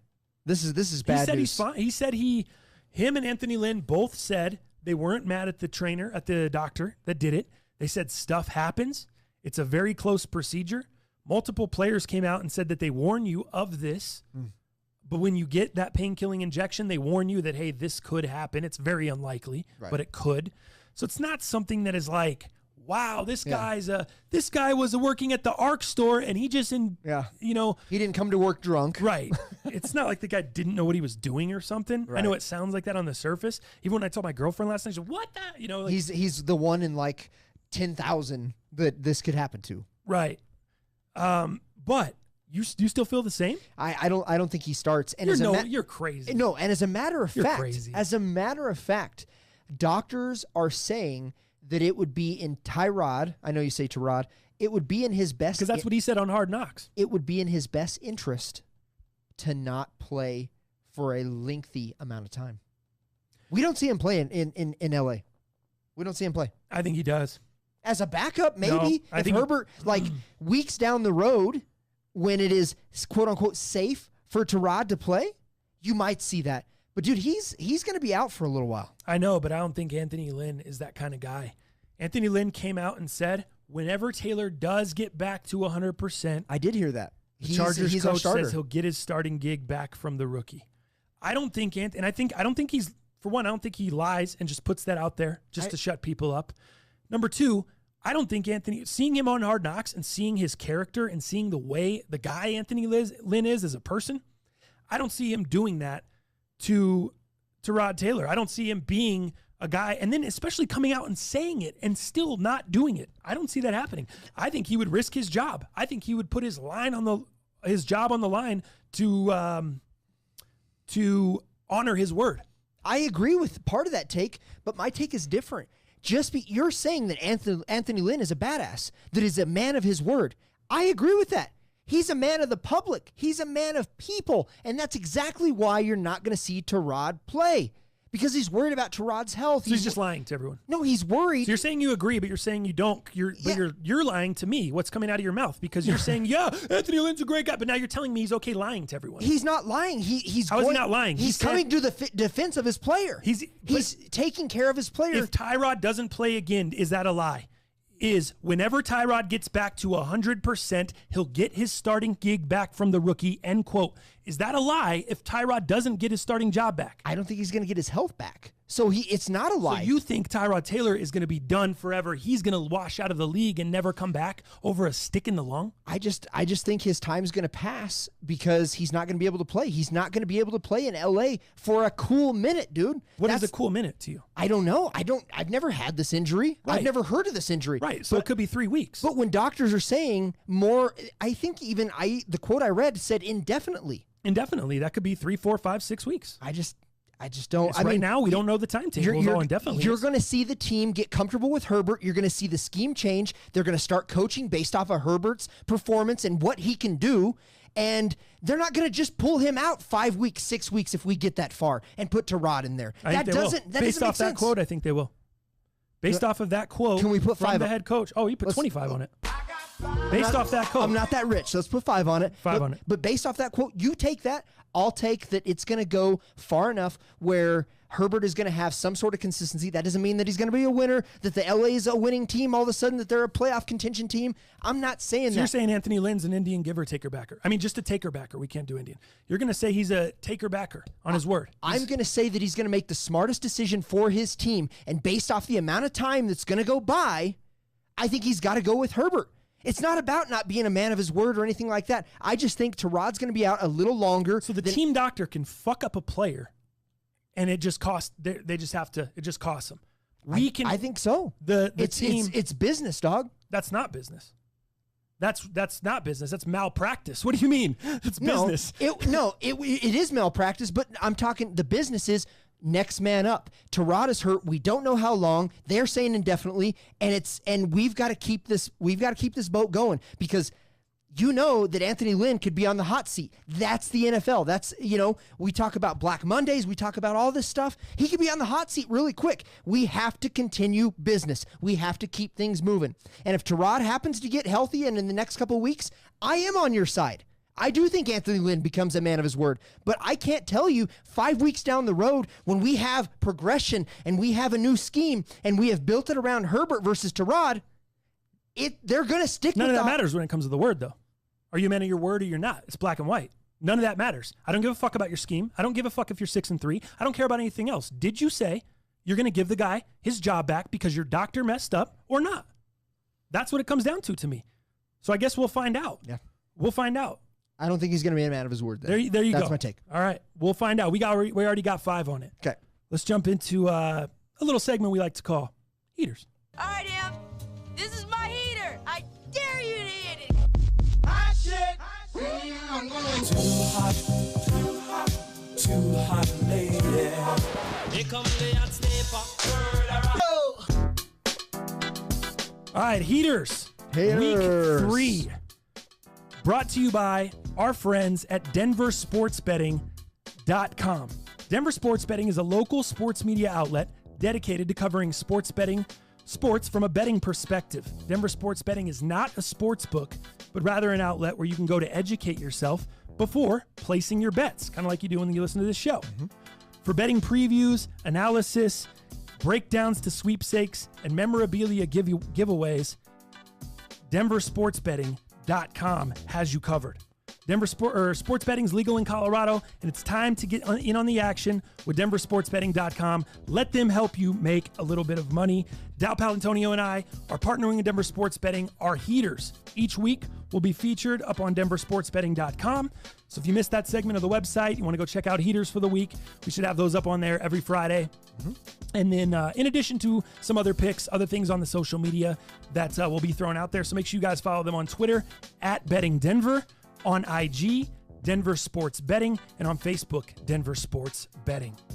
Dow. Beautiful. Heaters, week 3. Mm-hmm. What are you starting out with? 5-0 last week, by the way. 5-0. Well, hey, congratulations to you. 5-0 as well. Thank you. Combined 10-0.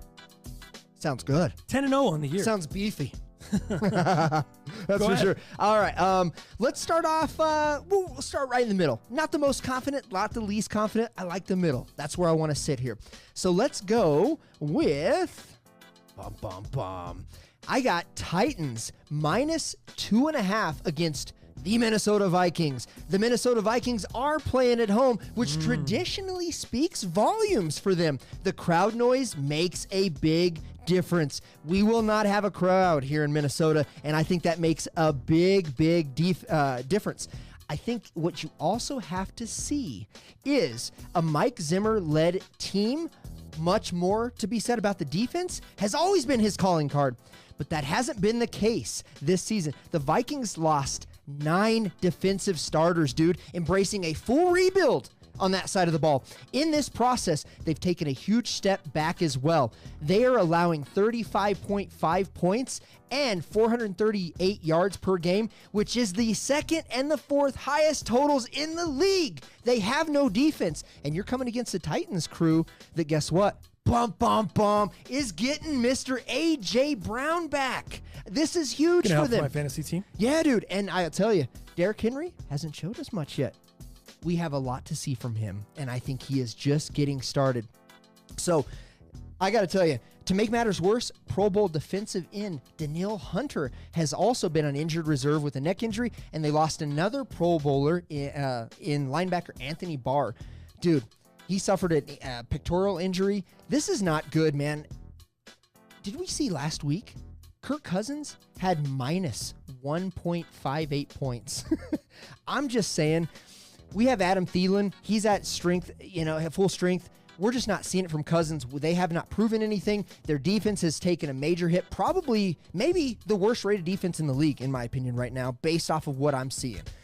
That being said, this should be an easy cover. You're going to see the Titans do what the Titans do best. And, they've got the momentum. This should be an easy spread. Minus 2.5. Titans minus 2.5. Dow Palantonio. Straight cash, homie. All right, I'm gonna go to this 49ers Giants game.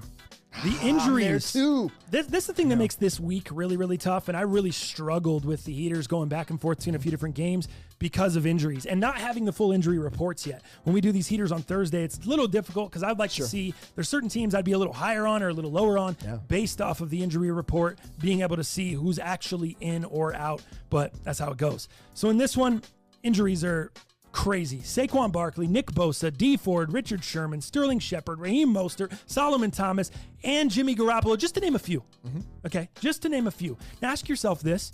Jimmy Garoppolo, the guy I just said last, does Nick Mullins, if Jimmy Garoppolo's out, does Nick Mullins deserve to be favored by 4 points on the road against a team that really isn't that terrible? Can we agree the Giants are not that terrible? No. Even without Barkley. Barkley hasn't really done a ton this year. Right. They're still not terrible. Jones isn't great, but Jones hasn't been terrible. Right. They're getting a few wide receivers back. Golden Tate's working his way back in.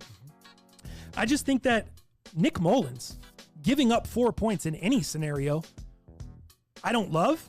Nick Mullins giving up 4 points with all the injuries surrounding his team and the injuries on his defense, I'm not feeling it at all. I think Chicago, they played the Steelers well in week 1. They were a possession away from beating Chicago last week. The Giants were. So I just feel like the Giants are going to be able to keep this one close. I'm taking the Giants +4. I got to take it as well. And seems like a sweet deal to me. The only thing that I would add to what you've already said, because these are great, great things, and this is the reality. You're on Giants +4? I am as well. Right. So check this out. The 49ers will also be playing at MetLife Stadium turf for a second week in a row. Head coach Kyle Shanahan indicated that the team, quote unquote, will be cautious with players already nursing injuries. So let's add insult to injury here. That tells me, if I'm a mind reader here and I'm reading between the lines, that tells me that we're also not going to see George Kittle, number one tight end draft pick You this don't think year. we'll see Kittle this week? We may not even see Kittle based off of that comment right there, and maybe I'm reading too much. Yeah. But I'm fucking reading between the lines. That's interesting, and I'm saying we I may didn't not see see that. Kittle because he's still nursing an injury that we didn't see him last week. I say we don't see him this week as well. They're okay giving up the game to the Giants. This seems like an easy money for me. I love this. Yeah. I'm taking this all night. I'm with you. Kittle, kibbles and bits, shittles and quits. I don't Kibbles care. and bits. Giants +4 all day. A waste of my fantasy first round pick in multitude leagues. I Jeez. know. Hopefully you fools took Kelsey over him. All right, my second one. I'm gonna go to this Washington football team at Cleveland Browns game. Washington doesn't have anyone to match up with the Browns' talented receivers. Let me just say it off the jump. They also don't have any linebackers to cover Austin Hooper.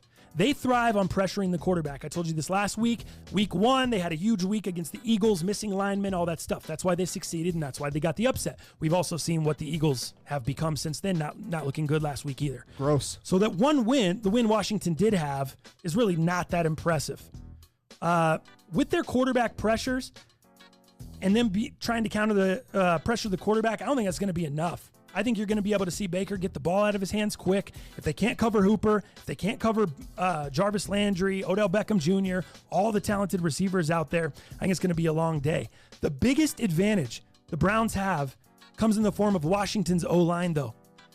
Not great anyway, but now they're missing the best lineman and Pro Bowl tackle Brandon Scherf, who's now out with injury. That's tough. Cleveland's defensive line shouldn't have any difficulty pressuring Dwayne Haskins or shutting down the run. I'm on the Browns, even to cover the big number, Browns -7. Straight cash, homie. I love this one. I don't have this one as a heater, but I would add Chubb. Chubb's gonna have a great time with Chubb this. and Kareem Hunt. And then that Kareem Hunt, that dude, we saw what that did last week. That little collab is starting to work. I think they're starting to figure it out. It allows Baker to keep his hands off it a little bit more as he tightens up. I think this is a great mix, man. Great pick on this one. A lot of points, but I like Browns giving up 7. What's your next one? All right, man. This one's crazy as well. I'm pretty confident in this one. So, you know what? Let me just go ahead and chalk this one up for possibly my most confident pick. Let's go ahead and take Pittsburgh Steelers -4 going against the Houston Texans.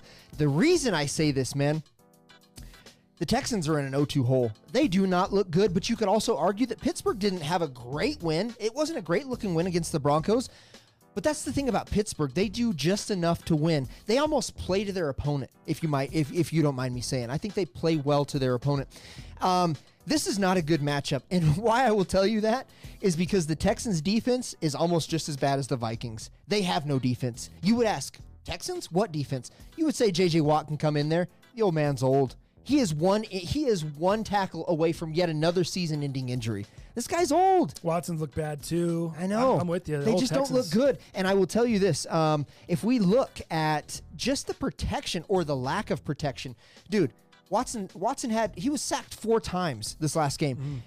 The offensive line was tried to be bulked up over the offseason. They did okay, but he's still not getting protection. David Johnson, I was going to ask, are they banged up on the O-line, or are they just not good? They're just not good. Huh. They're just not good. So this should be yet another easy spread, and I am actually expecting the spread to rise. You could see by Saturday or early morning Sunday, maybe even -6, -6.5. So I think it is really good value. I think the lowest that I saw the spread, when it first came out, it was -6. I think the lowest I saw was -3.5 when it was available. But I think -4, I think you're in a great spot. I think you have Connor, who's, still a little injury prone, but he's at full strength, let's just say. I think Ben, coming off an injury-prone season last year, I think he's getting his reps. I think he's kind of getting the team culture back together. There's not enough protection on Watson. He can't do it all himself. And what we have seen is a lot of garbage time with the Texans. And eventually this garbage time is going to go away, and they're going to start, benching Watson just to protect him because there's just getting too much sack. They're getting to him too much. So easy spread here. All right. Easy cover. Straight cash, homie. Sal Palantonio, Pittsburgh, -4. This game is going to be a fun game to watch regardless. Packers at Saints. Saints looking for a big bounce back after getting beat by the Raiders in Monday night in the home opener there in Vegas. So here's the deal. Rodgers is playing better than he has in countless years, despite having pedestrian options downfield other than Devontae Adams. We know Adams the guy. He is currently listed as questionable. Have you seen any updates on him? Is he going to play? Is he still just questionable? Or I have him on my bench right now. Okay. I don't know that he's going to play, but he is just questionable. I have not seen anything else outside of that yet. Even if he does play, I think Marshawn Lattimore is just going to smother Devontae Adams. I know he's good, but I don't think a banged up Devontae Adams is going to be able to get a ton of separation. Not from a good Marshawn matchup. Lattimore healthy. Also, that might be an issue if Rodgers has to look elsewhere because they had 6 drops last week against the Lions. Bad news. 6 drops for the Packers receivers. Everyone already, did you see the public? Hammering the Packers because of what they did to the Lions last week. Obviously, Saints coming off the loss to the Raiders. All of a sudden, everyone's losing faith. Everyone's writing off the Saints after just one game, quickly forgetting that they dominated the Buccaneers in week 1. The spread at -3 is way down from the look-ahead line at 5.5. So before week 1, or in week 1 going in, this spread, when it started out, was -5.5. Because of the overreaction to the Saints' loss, is now down to 3. Saints are giving up 3. I will gladly give up the 3 because the public is banging the Packers. Now, I know they struggled Monday night, But trust me, fellas, there's nothing new for the Saints team. Everyone's talking about Drew Brees with the noodle arm.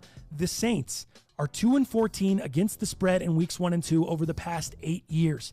They always disappoint at the start of the year, and then they get better. I don't see why people think that would change this year. It's the same formula. It sucks to go against Rodgers, but this is a tough matchup for him, and I love the heavily backed public dogs going against them. I'm going to take the Saints -3. Straight cash, homie.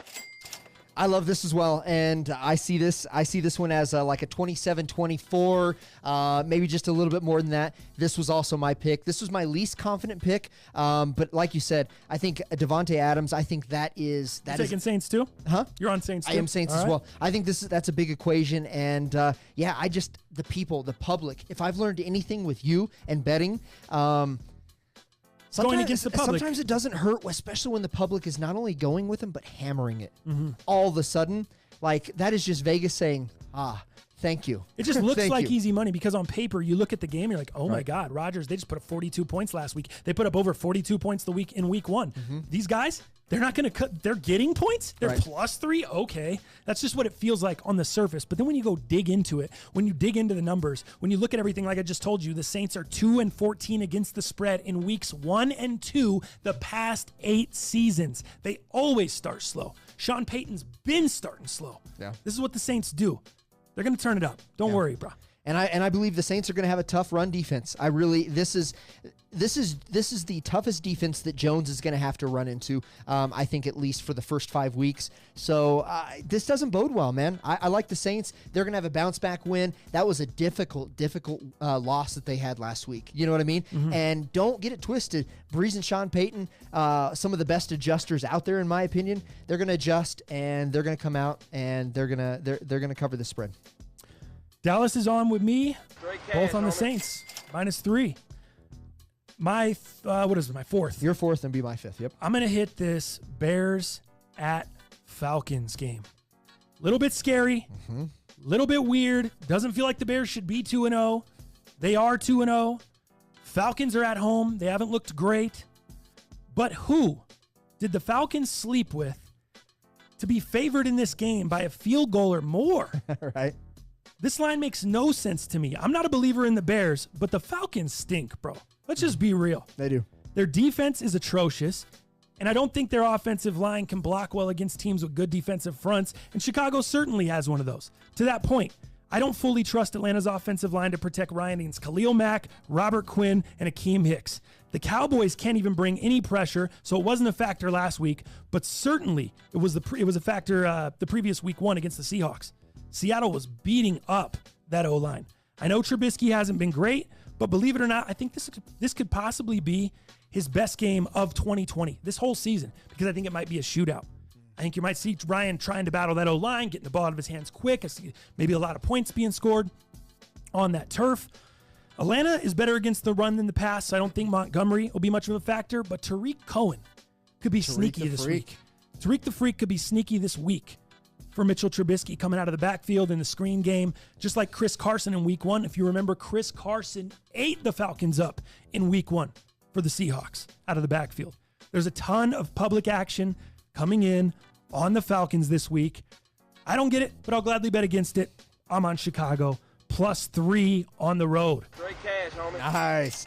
All right, dude, for my final one, man, I love this. We've talked about it in the past. I'm sticking true to what we've said because it is the truth. Let's go Patriots at Raiders. I've got Patriots at -5.5. Not even a tutty. I would say give them a tutty, and I'm still down I'm for at this. 6. Do you? Yeah. On MGM, I got them at -5.5. I'll take them still at -6 if that's what you have. BetMGM has them right now at -5.5. Either way, 5.5 or 6 will cover the spread. Here's how we're going to do it. Cam Newton is in a groove. This guy has hit a great spot. This guy was not picked up by any team, and of course, Bill Belichick. Leave it to him to come clean up. 5.5, you're right. Yeah, to come clean up the good stuff. This is a great drop. If you can get this 0.5 drop right now, this is awesome.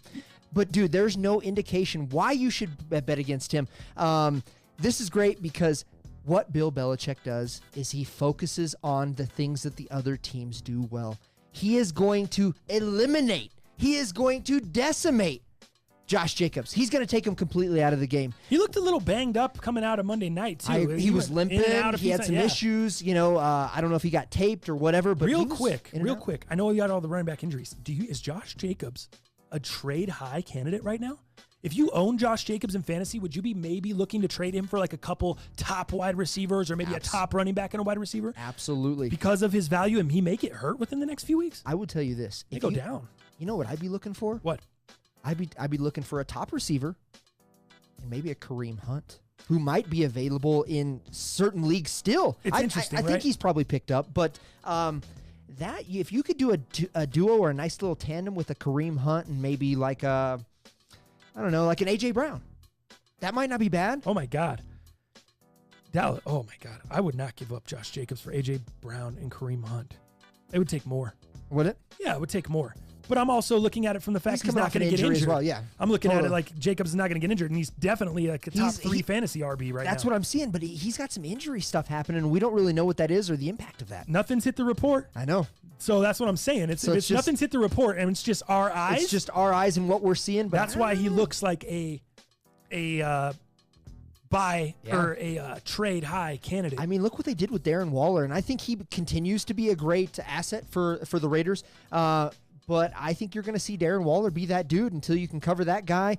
That would have been a great. I know Rashard fumbled too, but he looked okay. He busted the long run. Yeah, he did the other night. He did. So the sorry to get back to your heater. Yeah.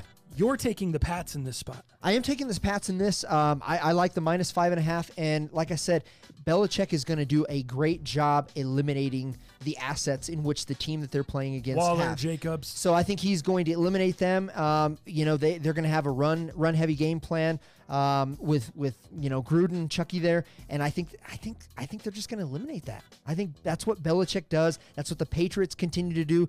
And now you have some versatility at the quarterback, in and out of the pocket. You saw Cam I don't think any of us realize how big of a body Cam is.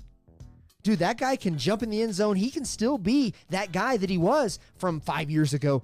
I think they're just versatile enough. And then I also think, you're going against a Patriots secondary that is really going to shut down a Waller. I would love to see. I can't wait to see Waller, a Darren Waller. So he's a wall is what I was going to say with Darren Waller. But yeah, I mean, I think their secondary is great. Their run defense is great already, and then they're just going to obviously be focused around that Josh Jacobs and eliminating that. You're going to see Raiders take a big hit here. I think you could see a 10 to 12 point differential here on the end score. All right, so we'll see what happens. I'm going to go with you. Are you? I'm going to go with you on this one because as far as bad spots go, it just doesn't really seem like it gets much worse for the Raiders here. You come off of a huge win against one of the NFL's best teams at home, Vegas debut, and then you got to turn around and play Bill Belichick and the Patriots on a short week in New England. You got to go all the way west to east. We know how that is. Right. I know there's no crowd, but it's still a long flight over there on a short week, having to prepare. You give Belichick a little bit of extra time over the amount of time you've had to prepare, which I don't always love. Also, you can throw in that the Pats lost their last game. Uh-oh. That doesn't sound like a recipe for success. I know everyone is probably really high on the Raiders. Right. Blew out the Saints, easy cruise control win. I see the Raiders coming in off of that big win, off of that nice cruise control, and being a little bit hungover. Totally. I see them being a little bit hungover and getting stung early and having to try to climb back in. Yeah. I still think the Patriots cover the number. Patriots -5.5. I'm with you. Cash, homie. You know what cures that hangover? What's that? Cross country flight? Dunkin' Donuts. Does it? Oh yeah. Why? I don't know. They're not a Just tasty. sponsor to the show now. That's true. Just kidding. So there you go. NFL Heaters, week 3. Dal is on the Titans -2.5, Giants +4, Steelers -4, Saints -3, Pats -5.5. Dal and I are on 3 plays together today or this week. Giants +4, Saints -3, and Pats -5.5. In addition, I also have the Browns -7, and I have the Bears +3 against the Atlanta Falcons for Heaters this week. Good luck to everybody. Hopefully we can keep the train rolling. Get the picks. Get that money. We covered the Chiefs versus Ravens yet? If so, I'll run it back. Chiefs versus Ravens. No one took that game. Neighborhood asked that in the chat. Nobody took that game. We will talk about it probably on Monday. Yeah. Because it'll be it's the Monday night game. We'll see what's going on. I'll look up the bets. Everyone's gonna need to figure out what are the best bets on Monday night to make your money back. Mm-hmm. You know what I mean? Yeah, totally. Right. All right. Let's jump into sneakers this week, Dow. Sneakers and Supreme. You bet. Brought to you by Pure Spectrum CBD. As always, you can use the code MUP on the website or in store, purespectrumcbd.com. Pet CBD, CBD for you, for your lady, anyone that has any anxiety issues. Maybe you have some muscle issues, some cramping, stuff in your neck, stuff in your joints. They have CBD solutions for all of the above. Check them out. Pure Spectrum CBD. Use the code MUP. Dope, man. I think where we're going to start this sneakers off today, I think did you see that Jordan Brand just announced their 2020 holiday lineup? No, I did not. All right, man. So we're going to do a little preview for you guys here. So you fools that are listening, hey, encourage you to watch some video here. See what's coming up with Jordan Brand here. That's what we're here for, to give you the facts here. So let me get you started. That's good, Dow. You sound like a real host. Thank you, man. You're Host doing a with good the job. most. Thank you, sir. All right. Let's start with, they're bringing the Fire Red back. What do you think of this, man? Fire Red, Are you anything excited? has never been my favorite. Fire Red 5s are poopy. 4s are not my favorite. Too much white, you know me. Too much white. Dude, white toe boxes in Yeah. Jordans, we're just not big fans of, right? Yeah. They get those creases and then they get the dirt in the creases and make it look god-awful. Not a fan, right? This is a classic look. It's a classic colorway. Here's what I'm seeing. I don't know that there are official images for sure out there, and this might be an official image. This is just off of Soul Collector. That being said, it looks like the Fire Red looks like a colorway between Fire Red and Infrared. It looks like that Fire Red is different to me. Now, this is an image. Again, we don't know official. That's why we love here at Most Underrated Podcast to see the shit in hand. Right. Because then we know. But going by We this can show image, you guys and give you the real yeah, deal. right. By going by this image, though, it doesn't look like the Fire Red from the OG status. And if they change that, that's yet another thing, right? We don't like white toe boxes. We don't like predominantly white Jordans here. It is what it is. And then you throw an OG colorway and you mess up the red. I think that's an awful miss. So we'll see what happens. But I'm not really excited about this. Yeah, I'm not. Yeah, I'm not. you know me. Fire Red, anything. Fire. Not my style. Fire Just Red. Not a colorway that I know people love it. I just don't. Just too much white on the shoe for me. How about the Mocha OG Jordan 1 High? Is that sail or is that white? I'm going to say it's white, but because of the brown with the image, It makes it I look think sail? it makes it look sail. Interesting. But I think it's white. God, I'm I pretty would sure love it's white. that to be sail. Like the If it whole was thing. mocha and sail. Yeah, be better. Sail is like cream for all of you. Sail is like the midsole on those shattered backboard 3.0s. Mm-hmm. Sail is like the... Yeah, you guys know sail. You know The sail. regular shattered backboards, too, are sail. It's a very antique, The mid panel dingy, is sail on dingy those. white. Yeah, It's very good. I wish that was sail. If that was all sail, Oh, dude, if that was sail, and then they came with an alternate sail laces, so you could go sail right on the black. Oh, those would be so flames. I'm just wanting a whole different shoe. You're showing me this. I'm just wanting something else. That's fine. hey, I like that shoe, but check out what they could have done. But damn it. Sounds like my relationship with Robin. I really understand what I know you like the shoe. I think the shoe is great. But if we change the whole shoe, it'd be way better. Right. You know what Exactly. I mean? All right, let's go to the next one here. We don't need to waste too much time. What about the patent leather retro OG High? Love it. This is your shoe. Love it. You love the black. You love the gold. New Orleans Saints. Black, gold, Josh patent Cheek. leather. Josh Cheek's got to be happy as a pig and shit with this. I don't know if he wears ones. You think he Cheeky, wears you ones? wear ones? I don't know. He's an Ultra Boost guy. Those are the freshest, bro. They're fire. And you know what? I love the shoe. Those are I- the Kamara jersey real quick. Let me get a Kamara jersey real Yeah, quick. that would be fire for sure.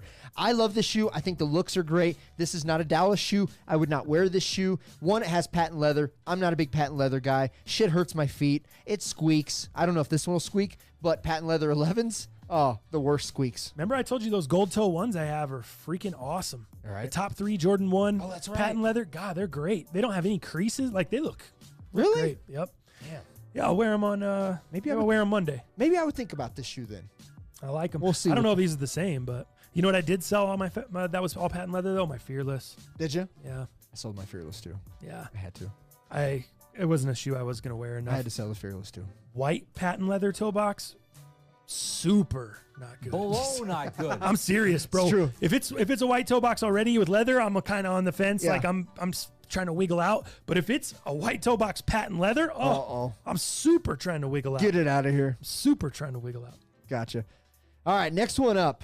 This is cool, man. So this is the Midnight Navy Retro High OG, and I think there's also another amended name, the JP. I don't know what the JP is, but I'm sure in the chat they'll help yeah, us. as we look at it, though, look at the tongue being completely different.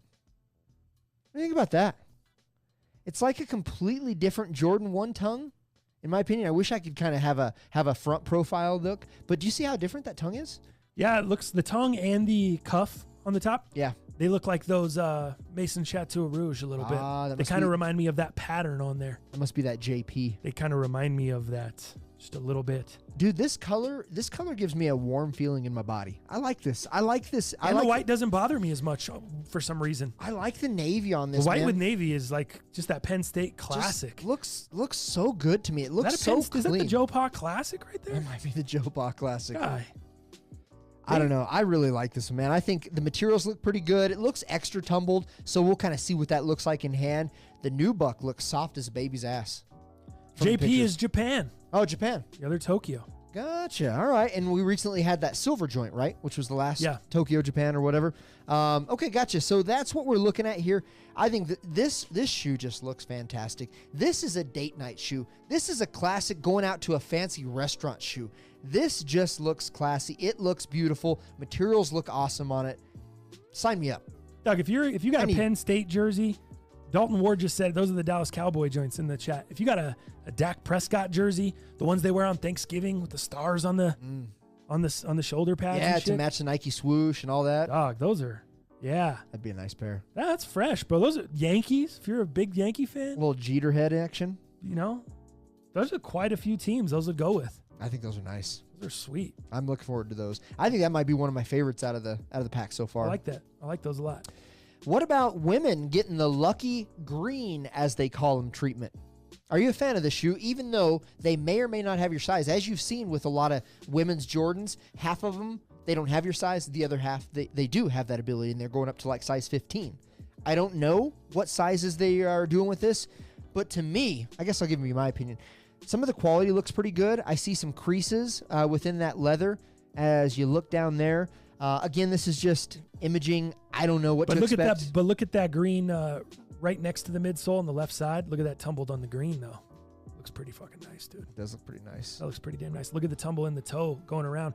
Compared to those Michigan Dunks that you just saw the photos of? Right. Where it was just absolutely super, super hard leather smooth. Yeah. GR outlet leather smooth. These look way buttery. Those look buttery. In comparison. And, dude, everything looks butter. Here's what I would say. I do not like the red Wings logo. I do not like that. I wish they would have done that in black. I wish they...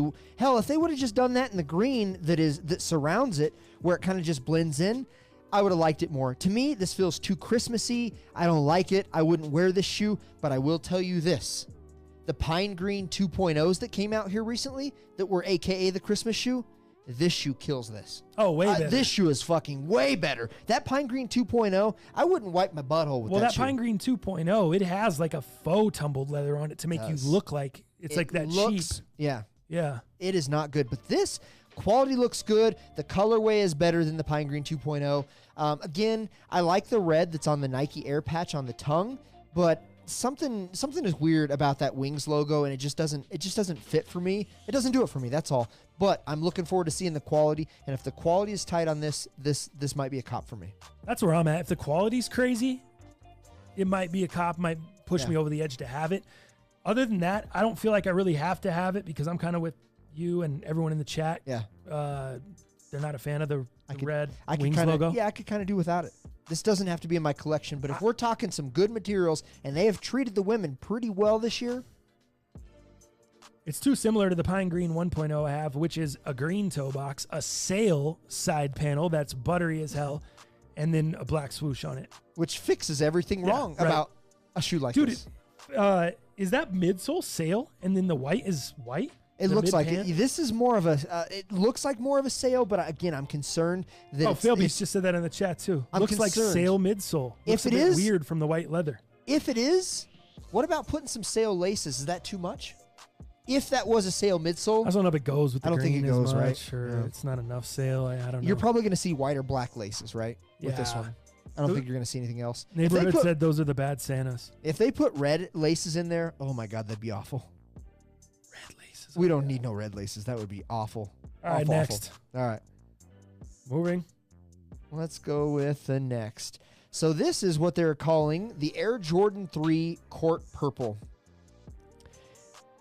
Let me tell you something, man. The orange on the back, the multicolored, it looks like it's the purple Jumpman on the tongue.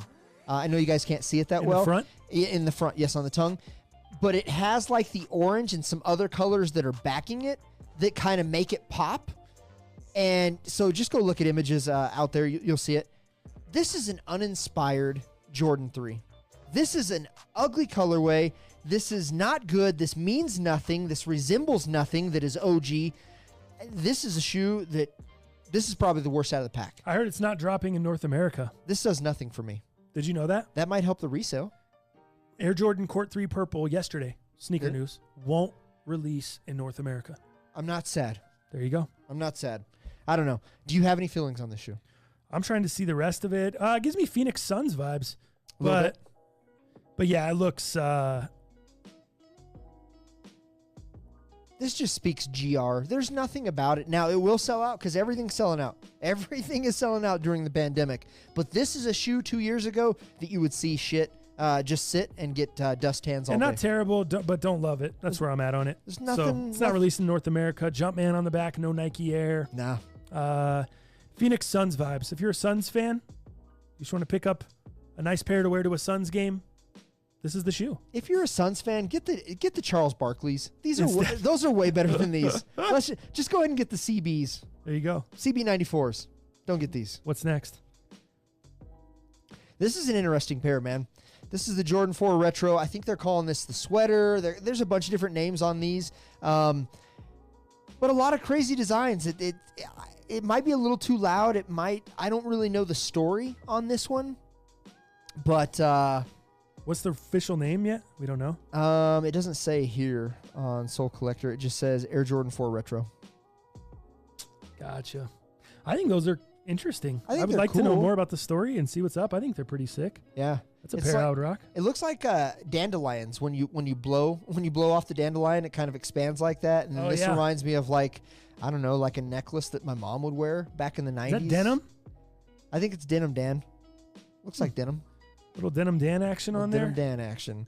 So I don't know. These are cool, man. I like the colorway. I like the turquoise. I like that denim color. If it's not denim, I love that midsole. If that midsole is sail, that's tight as well. I think that'd be cool if that midsole was sail as well. But again, if I don't know the story, it doesn't mean that much. So again, to me, this could be a GR, and I don't really care about. But if the story all brought it back together, you had the sail midsole. Yeah, I mean, I like nostalgia, and you know, I see dandelions. I see my mom's necklace on there. I see turquoise. I see colors that go well together. Mm-hmm. But you throw a story, it'd be over the top for me. I'd be cool with that. Okay. But right now, not a must-have, but it's a must-know about. That's what Okay. it is for me. Okay. How about these guys?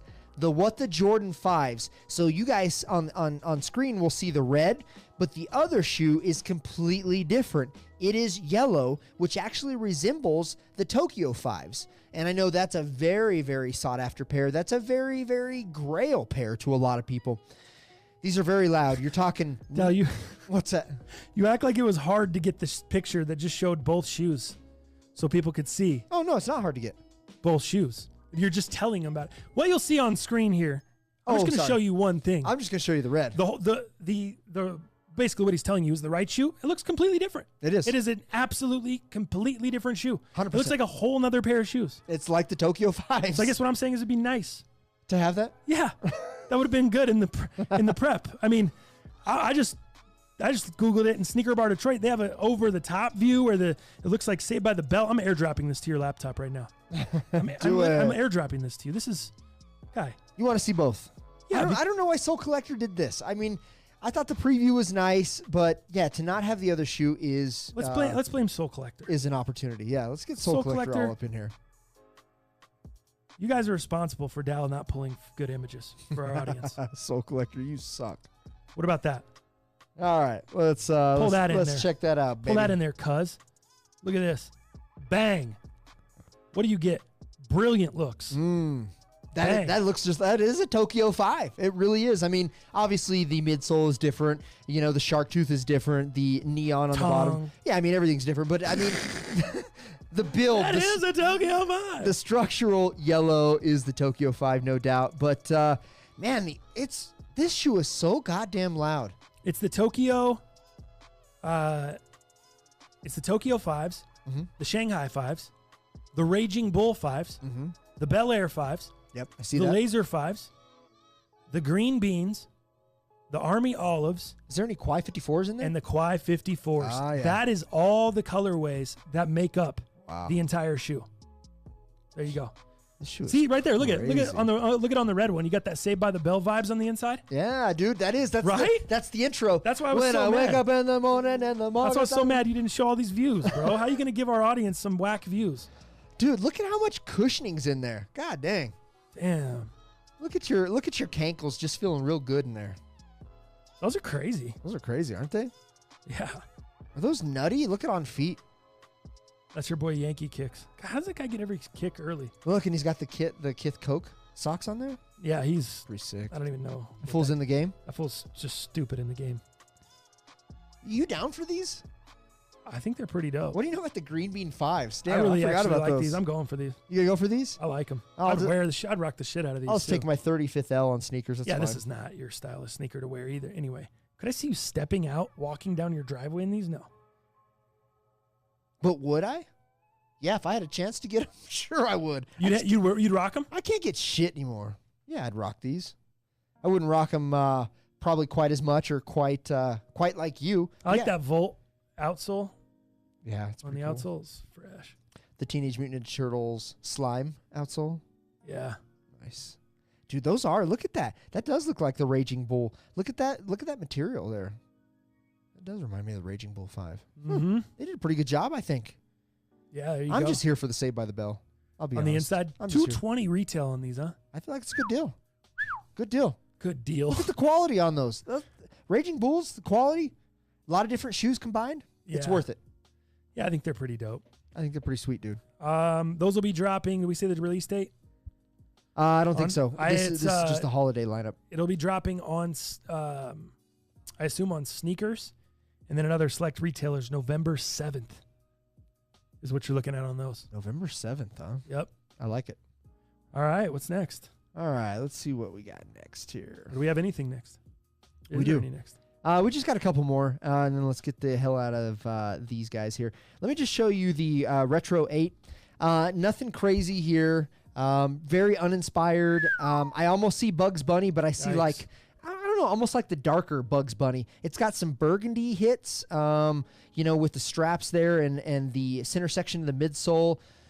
I assume you're probably going to see a little bit of burgundy on the Jumpman. You probably have the black and then the burgundy Jumpman on top of the black circle, the fuzzy circle that you always see on the Jordan 8s. Nothing too crazy there. Let's get past that one. Dude, I just had a crazy idea. What's that? It's maybe a high idea. What about a release? What about a sneaker release? Those 5s just gave me like a weird idea. What if Nike did a really dope sneaker release where they did 2 separate shoes like that, where they have 2 separates, right? But they put out a picture and they put the promos of the shoes together. Like they'll show the 2 yellow or the 2 red or whatever. But when they send them to you, you get 1 of each. So if you want to have a unique pair, you can keep them 1 and 1. If you want to have a pair where it's uniform, you got to go find a homie that has your size and you do a trade. That way one person ends up with the yellow pair and one person ends up with the red pair. And then when you see people rocking them, you either know they did a trade with someone for the yellow pair, for the red pair, or they didn't trade anyone and they have 2 separates. That's how they came. Yeah. I don't know why. I just That's kind of sick. Well, Has there ever been a concept like that? You know that Denim 3 that just came out, right? You know you had the Japan writing on one of them that said, what is it? I think it said Nike Air, but it was in Japan on the back, and the other one said Nike Air. Remember the Jordan 3 denims? The white, red, and then the denim on them? Oh, yeah. You could almost do that. So, like, there was a couple people on Twitter that were like, hey, anybody want to do a trade where you could have one Japan and then one regular? It's kind of similar to what you're saying, but that would be sick because then everybody would know, oh, fool, you made the trade. Right. I know you, fool. You made if the they trade. marketed it that way, yeah. That's kind of sweet. Right. I like it. That'd be a pretty dope idea. I'd probably get flamed by sneaker Twitter. Everyone would call it gay, and everyone would make fun of it, and then everyone would love it. You know. For sure. Nice little rant how for it you. goes. Yeah. All right. The Jordan 12 Concord. Concord grape. Concord, not for me. I don't do any 12s where it's suede all the way up top. Yeah. I just don't do those. 12s. Not one of those. Remember the flu game pair that they came out with that was all suede and then awful. awful pair. Awful. We're No one of the OG worst 12s. status like you. Yeah. You might as well put a Team Jordan 12 out. I don't even remember the year that was. Not the 2016 flu games, but the one before, like whenever they retroed them before that. It was like all suede or all nubuck. Not good. And all nubuck 12 is poop to me. Even a half nubuck 12 like this. And that's what's wrong with me with the Michigans. I don't wear my Michigans very, very rare. I have them in the collection because it's like cool Michigan 12, and they were a PE at the time that got released and whatever. But honestly, if someone offered me something for them and I was like, whatever, I'd probably sell them because I just don't like that nubuck. There it is. There it is. Look at that. They're bringing it back out. I They're hate calling this the reverse flu game. They're bringing it back out. This is awful. This is not good. 12 shouldn't be that way. Booze. Get that out of here. That is doo-doo not butter. good. Let Kais Omar and Tony D have those. Yeah, they can have them all. Not my style. Hyper Royal. We're not big Royal fans. I don't own a pair of 13s. Even the OG, like the Bread 13s. I'm trying to think of the He Got Game 13s. I don't like 13s. I'd rock with the Flints. That's about it. Would you? Yeah. I don't play ball. I guess it's a great ball shoe. It's not for me. I don't like the look. I can't style that. Don't want to style it. Hate that shoe. Hate that shoe. Sorry. I can't style it. Don't want to style it. The 13 is an awful shoe to me, and that's probably the OG in me that says, after 12s, after 11s, I really didn't mess with Jordan after that. All those high numbers, get out of here. So that's what I have for the, that is the Nike Holiday 2020 lineup, a.k.a. preview of the lineup. So what do you think as a whole? Some okay shit. Yeah. Nothing I'm blown away by or nothing. I think the 5s is probably the coolest thing. Nice. Which, me not being the biggest 5 fan, I think those are super cool. That'd be like just a cool pair to have to rock. And even you, like in 5 years, you bust those out in 2025, it's just a cool pair to pull out on cats. So, a little quick teaser before we move on. We might be able to have the Mochas in studio come Monday. Oh, really?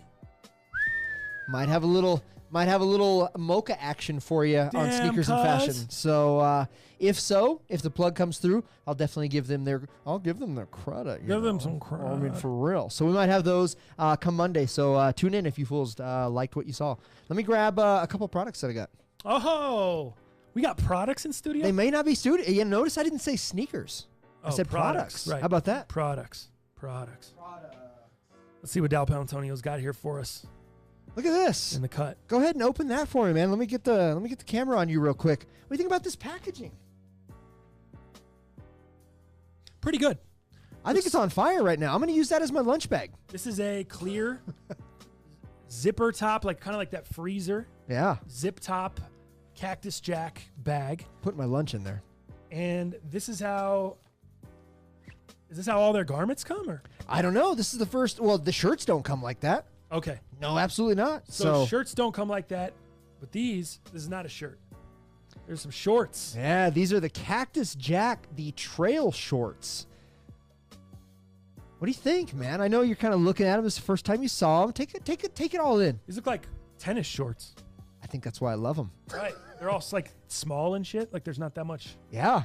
Yeah, these are like your thigh. You're showing thighs. Showing thighs on these. These are my Fail Beast lifting shorts. These will go perfect with your little Cactus Jack floating boat keychain thing.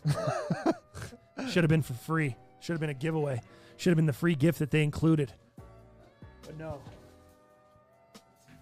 Here, go ahead and hold that up for me. There you go. We can hold both up. They match perfectly. It matches. This is perfect. You know what I see with this right now, real quick? Man, maybe this should be our thumbnail. Because why?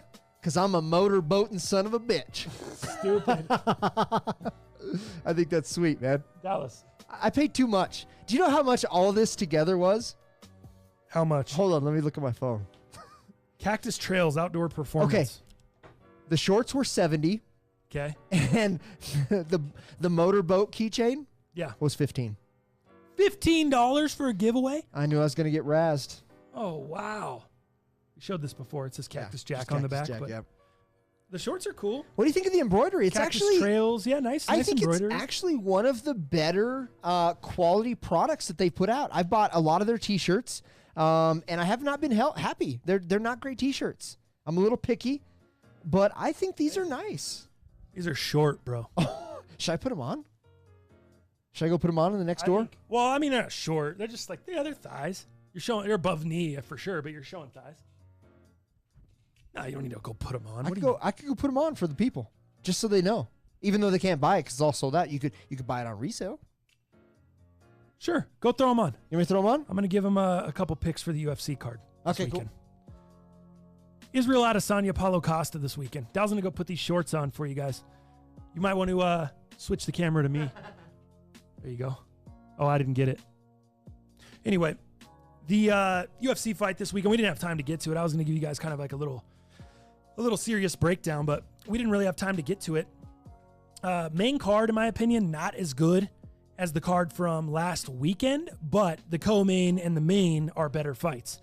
So you're getting a little bit of a trade-off. Not as good of a card overall, and it's on pay-per-view, so you got to pay for it. It's not just on ESPN Plus. That kind of sucks. But nonetheless, Israel Adesanya, Paulo Costa in the main event for the belt. Both undefeated fighters. The Battle of the Undefeated, that's going to be a good one. And then Dominic Reyes, I don't know if it's Jan, is it Blachowicz or Blachowicz? I don't know how you guys say it. But that's going to be a good one too in the co-main. So I'm very excited for both of those fights. As far as the main event and what I'm kind of thinking, and as far as my betting and everything there goes, I'm thinking of trying to take advantage of the odds on knocking out or decision, because the most likely outcomes, the two most likely outcomes, Adesanya knocks him out or Paulo Costa knocks out Adesanya. So those ones, if you get Adesanya on a TKO, KO, or DQ, he's plus 155. Costa plus 215. Also, decisions. Israel Adesanya on a decision, he's plus 310. Costa on a decision, plus 750. So I think it either goes, one of those two knocks each other out, or it goes to decision. I don't think anyone's getting submitted. I don't think there's anything like that going on. But that's where I see you going. So that's what I'm interested in. I'm interested in those bets. I'm also interested in the total rounds of 2.5, over under 2.5 rounds. I think it's going to go under. Adesanya has recorded the longest average fight time of any fighter in UFC history at 15 minutes and 53 seconds per fight. Part of that is because Adesanya frequently fights in 5-round fights. So that's why I see this one going over the 2.5. And if it does go over the 2.5, I think you see a really good chance of Adesanya winning the fight, because Costa's going to punch himself out. He's a bigger guy. He could get tired. He's never, I repeat, never fought in a 5-round fight. He's never been outside the 3rd round. He doesn't know what that feels like. And then you have a guy like Israel Adesanya, who's all about precision, not power. So he just picks you apart. He's happy going to the decision, the judge's scorecard, because he'll beat the shit out of you and get the decision and keep the title. But if you're really tired and you step out of range, he'll put you out. So I think if the deeper the fight goes, you're going to have trouble for Paulo Costa there. Dal Palantonio. Yo. Back. What's up, bro? Also, real quick, hey, with Paulo Costa, he had a tough weight cut for this as well. He's not going to have the energy. He's not going to have the stamina. He's not going to have enough to go multitude of rounds. He's going to use all his power, the limited power that he does have because of the tough weight cut. This screams Adesanya. So I just wanted to add that because I think your take was great. Yeah, that's where I'm going on it. How about these great shorts? Wow. Yeah? Oof, we got to get I gotta get the butterscotch boss in here. we got to get the tan. I gotta get a spray tan going on here. You know what I mean? Man, that is. What do you think of them? I like them, man. Yeah? They breathe pretty well. I think they're pretty sick, dude. Shorter shorts are in, but what's not in? Pasty white legs. Yeah, it's I gotta tough. get that fixed. That's you tough. know what I mean? I don't know if they look very good with the Ultra Boost. Pretty rocking good. Probably rocking with a Hypebeast laced Jordan 1. I think it'd be pretty fire. There you go. I like it. If I could afford the Travis Scott ones, I'd do that. Elevator music here. Yeah, those are. You know what? I'll rock them with the 270s. That's what was intended. Trail shorts, trail shoes, 270, cactus, weird. And then I'm going to have the boat chain hanging right here. You better put up some fit pics. Oh, yeah. You better get your IG going. Just like this. Maybe I'll have this hanging off the shoe. No, that'd be too much? That would not get your IG going. Kai Somar? That would do the opposite of getting your IG going. Yeah, that would just be. Wow, these are short, man. They go up pretty high when you sit down, dog. Yeah, bro, those are some leg showers. I'm gonna be showing some twigs and gigs here pretty soon. Those are some getting leggy with it, bro. Getting leggy with it. Getting leggy. Hey, TTF, loving the Eels dunk highs on feet. Better than all these holiday releases. Fail beast. Eels dunk highs. Great point. Today they're the Nuggets. They're the Mile High basketball. The Nuggets dunk highs, bro. We are the Nuggets, mighty Nuggets. Nuggets tonight, Game 4. I think they get it done. Think you get it done? I think they make this series some trouble. Gotcha. I'm excited about it. Hey, one other piece that I bought real quick, and then let's get the hell out of here. Check this out. No farts in those. Fail beast. Oh, I think these are the greatest to fart in, man, because the ventilation is pristine. Heaters parlays are in. Let's go. Pats -5. Dirty DJ. Nice. Good shit. Dude, that's great value. I think that's great value. Pats -5. Whew. 5.5. Yeah. I think it's great value. If he's getting at 5, is the line still dropping? Must be. People are hardcore on the Raiders, huh? Must be. So check this out. This might not be your style, but I work at a golf course. We have a lot of contracts with a lot of different companies. Yep. And because of that, I get some mean discounts. Let me throw it on you. Check those out, man. Oh, wow. These are called the Oakley Latch. That's what the model is here. Pretty fire. And what's great about Oakley now is they have this new Prism lens. And the Prism lens is so great with outdoor activities, i.e. snowboarding, skiing, golfing. And the lens, I'm not going to explain Prism technology. Just look it up. It is awesome. It is such a great lens. You actually look pretty good, man. I didn't think they'd be your style. Yeah, I think they're pretty good. I don't know if they're my style, but the Prism lens is phenomenal. Oakley, in my opinion, makes one of the best lenses for outdoor adventures, outdoor activities. Again, skiing, snowboarding, golfing. Very, very cool. A lightweight frame. Dark. Kind of new, yeah. Good sun protection, huh? Great UV protection. Yeah. No doubt on this. But kind of a more modern tough to wear these circular. for the show. That's true. That's what I love about mine, because they're like just kind of, a little low, kind of fresh, low key, right? Yeah. Now, these are outdoor, because I need some outdoor sunglasses. But, yeah, I picked these up, man. They retail for about $160. Got them for $78 after discount. So, needed an outdoor golfing kind of shade, and that's what I chose, man. I think they're pretty cool. You're a guy that has probably 10 pairs of sunglasses. Right now, I just counted all of them. I've got 6. 6 pairs. 6 pairs. And they're all high end, though. All high end, yeah. Why does a guy like you that has 5 pairs, high end, need a 6th? Need a 6th. Why do you pick these up? The Oakley Prism lens, the technology that is in that Technology's lens. different. The technology is immaculate in those. Gotcha. Quite different than any of my other frames and or lenses that I have in those frames. I've been wearing the Oakley Prism Daily version for 5 years. They're great. Anichov. Awesome, man. That lens technology, like I said, for all you nerds out there, do some research.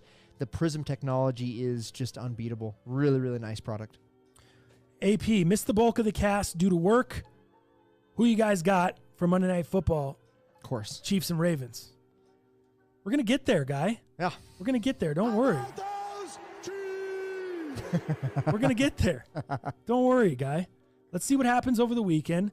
Let's see how I do.